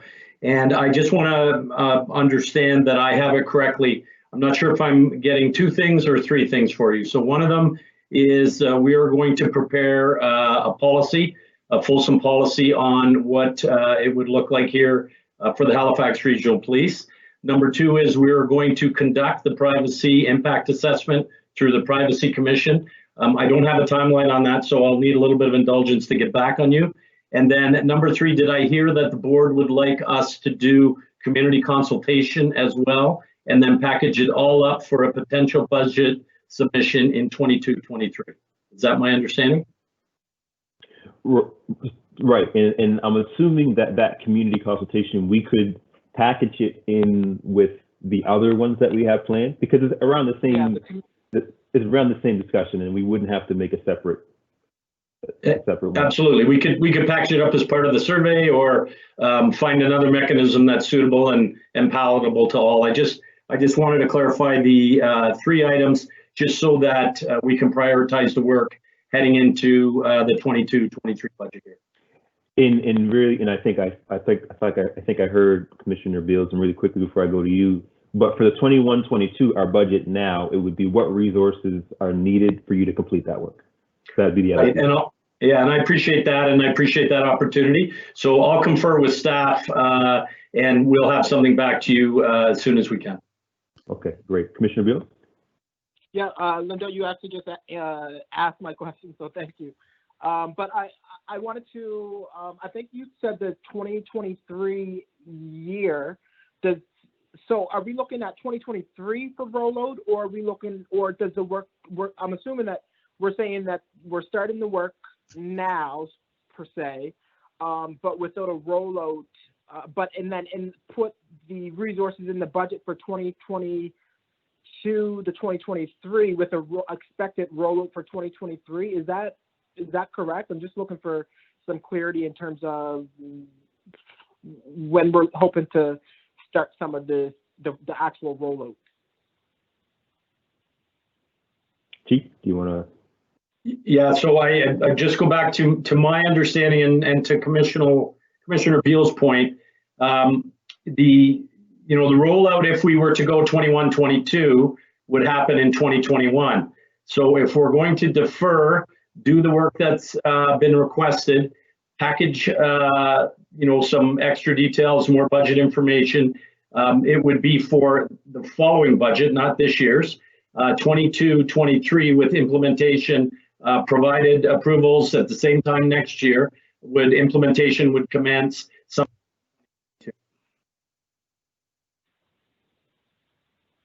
That's my understanding. I just throw it to the commission.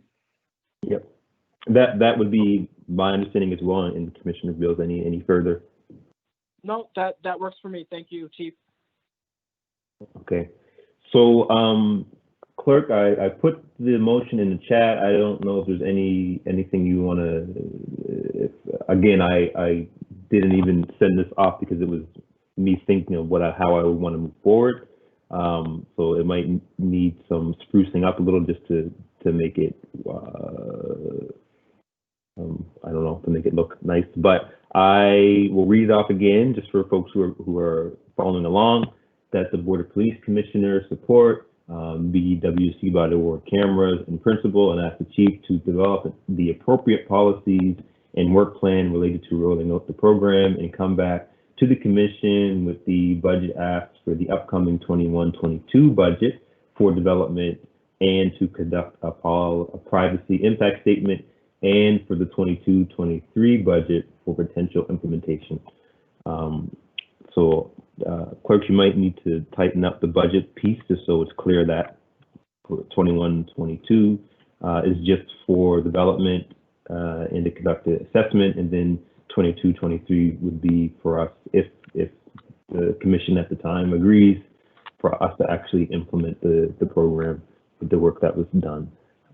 So that's on the floor. It's been seconded. I'm wondering if there's any further comment from commissioners on us moving forward with that. Not hearing anyone chime in. Mr. Jane, Chair? Yep. Sorry about that. The only thing I would add to that, sorry, I was just reading it in the chat, is that it is subject to capital budget approval. Right. Yeah, so that would be the only nuance that I would add to that. And would you say that we would have to put that in the motion just to make that clear, or is it just something that we'd be aware of? I think I would add it Okay. for clarity. Yeah, and for potential implementation subject to capital budget approval, possibly. Okay. Right at the end, clerk, budget for potential implementation. Cool. All the other work can be carried out. The policy development, the privacy impact, consultation can be carried out. It's just the implementation. Right. Thank you. So, without no further comments, thank you, clerk, for sprucing that up for me. Appreciate that. Really, just for the reason for doing this is I think we should move forward and just make sure we do the work needed to roll it out in a way that's considering the community, us, our budget, and the policies and privacy. So with that, I will call for the question. Question? All those in favor?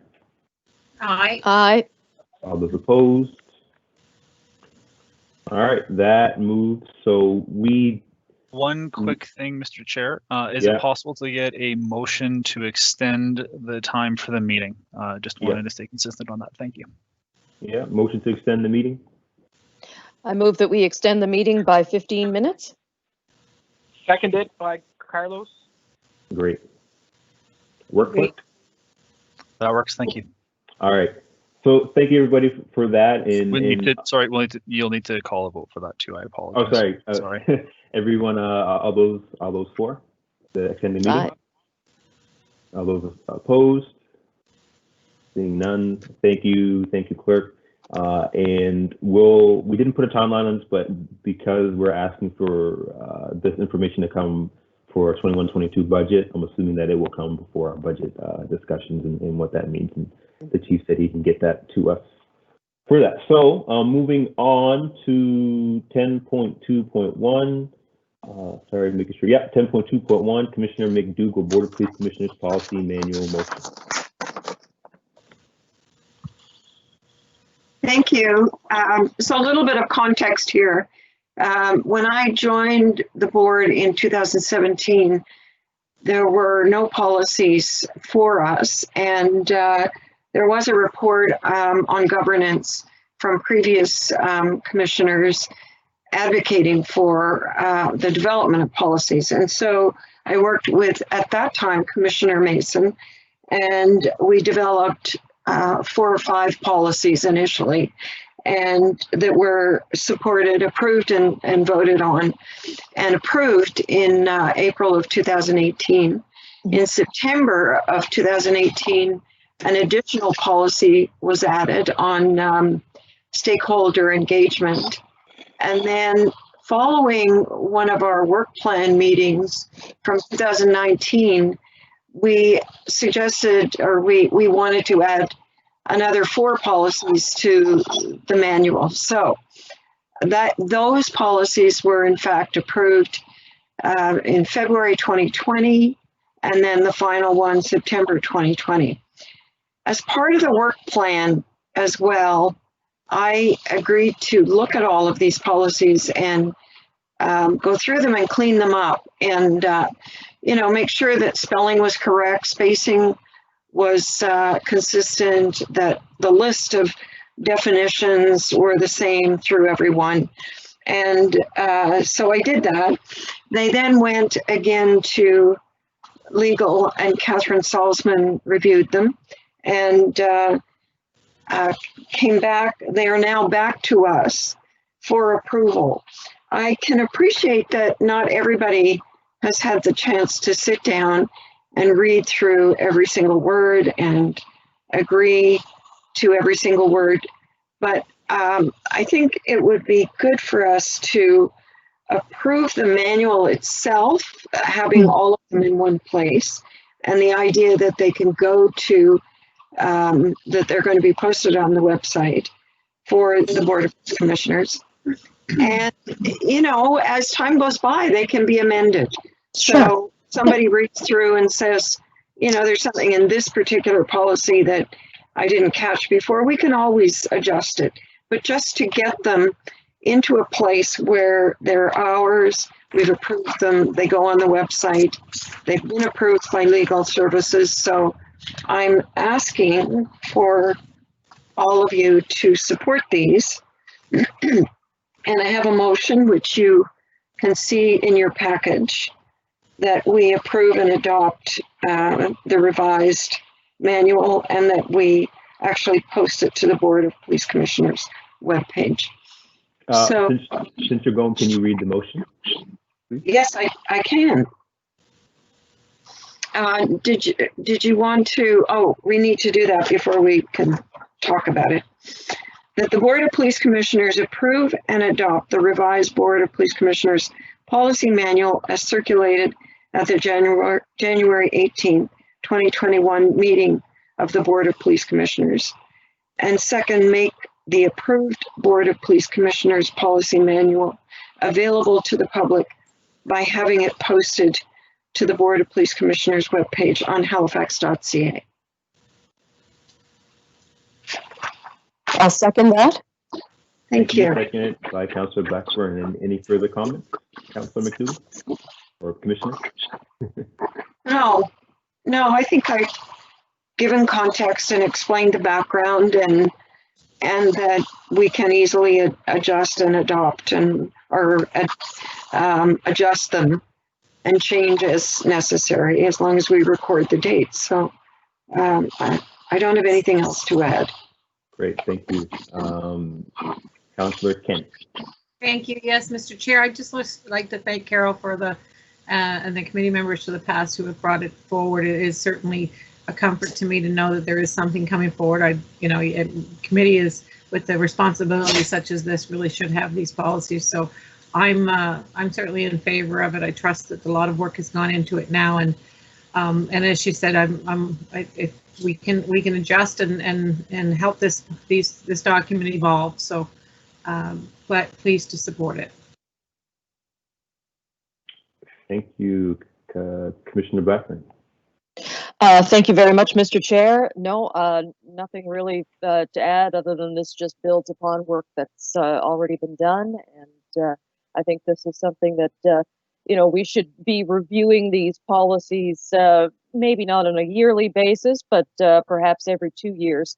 We should, undertake the exercise of going over them and making sure that they're still appropriate. But for now, I approve the motion as presented. Thank you. Thank you, Commissioner Beals. Thank you, Carol, for bringing this forward. I absolutely do approve it. Yeah, I don't really have any questions, so thanks.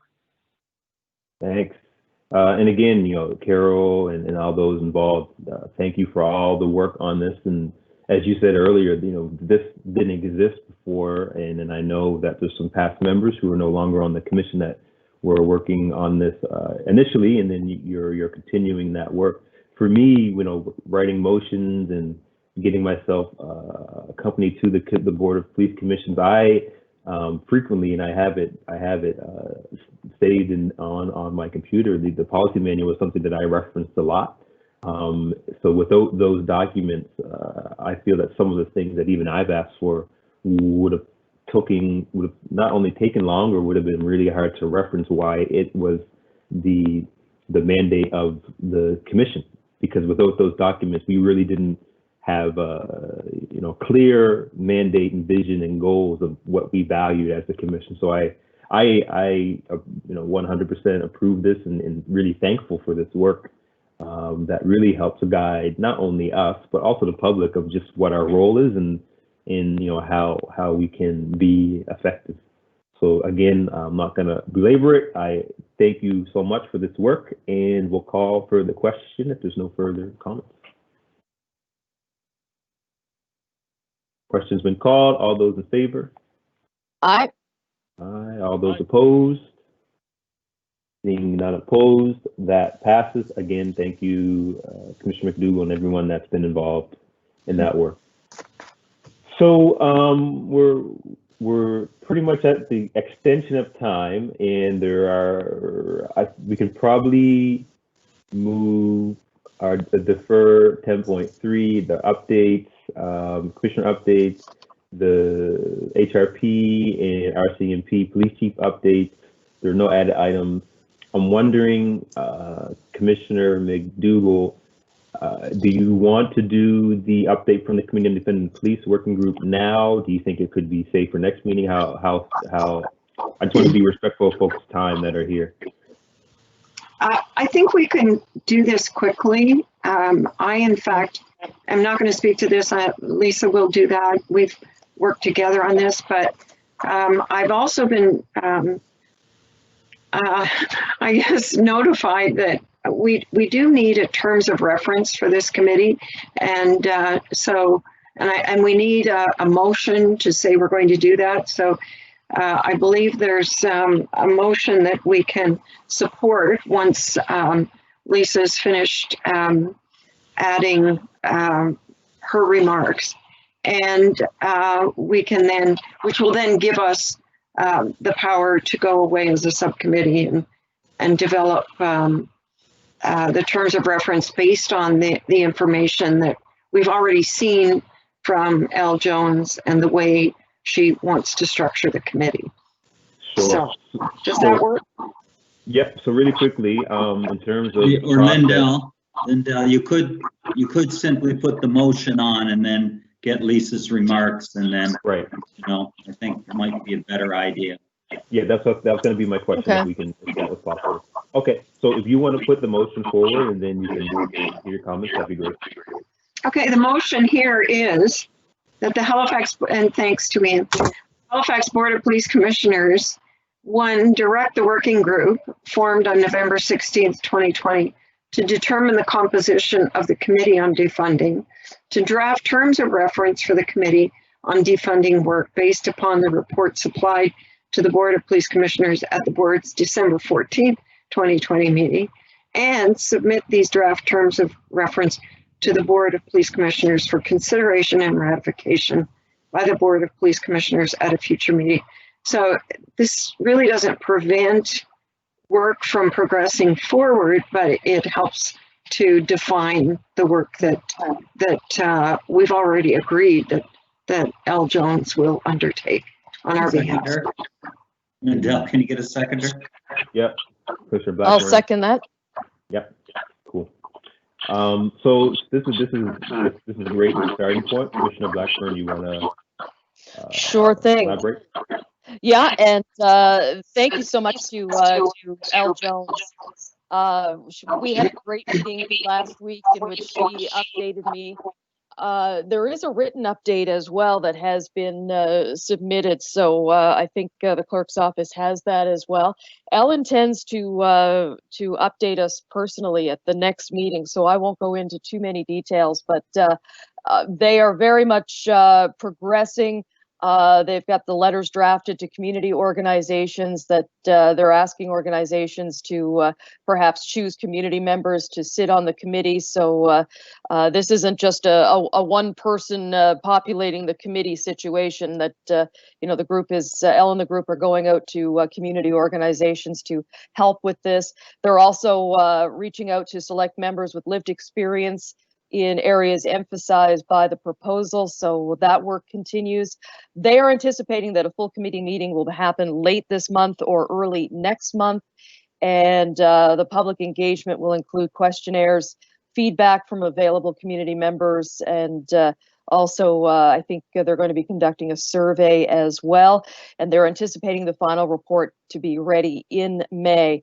Logistically, they do have a number of asks of the clerk's office for resources to support this, including, as was suggested, an email address so community members can submit responses, and a small honorarium for the members who with lived experience. They're not looking for honorariums for anybody who's permanently employed. It would just be there's a couple of individuals who will be serving on the committee who single parents with child care needs, that sort of thing. So Elle says that she'll provide the board with an update at the next meeting as to the final composition and progress of the committee. And that's my report. Thank you.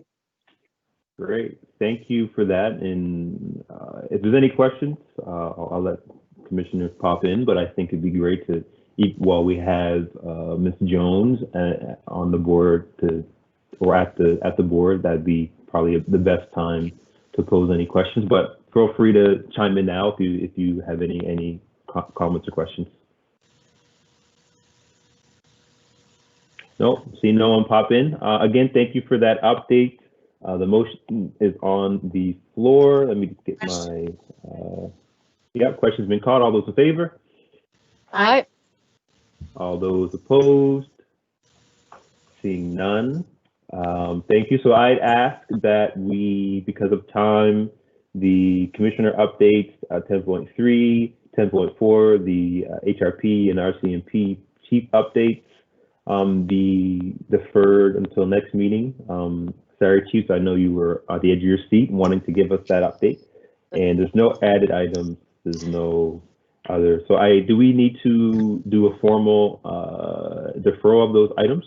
No, because our agenda is finished, they will automatically get moved on to the next agenda. Okay, great. So with that, our next meeting is January 28th, which is the date for our budget meeting. And Lindell, yep. You might want to just see if there are notices of motion for the next meeting. Sorry, yes, you're right. Any notices of motion from members for the next meeting? No, okay. So again, next meeting is January 28th, 2021, and I call for adjournment. Motion call to adjourn. All right, great. Motion is accepted. All in favor? Aye. All right, thanks. So that's it. Appreciate great work today, folks. We will be back for the 28th to talk budget, and everyone enjoy their week. Take care. Thank you very much, everyone. Thanks, everybody. Great work. Yes. Right, bye-bye. Thank you. Bye.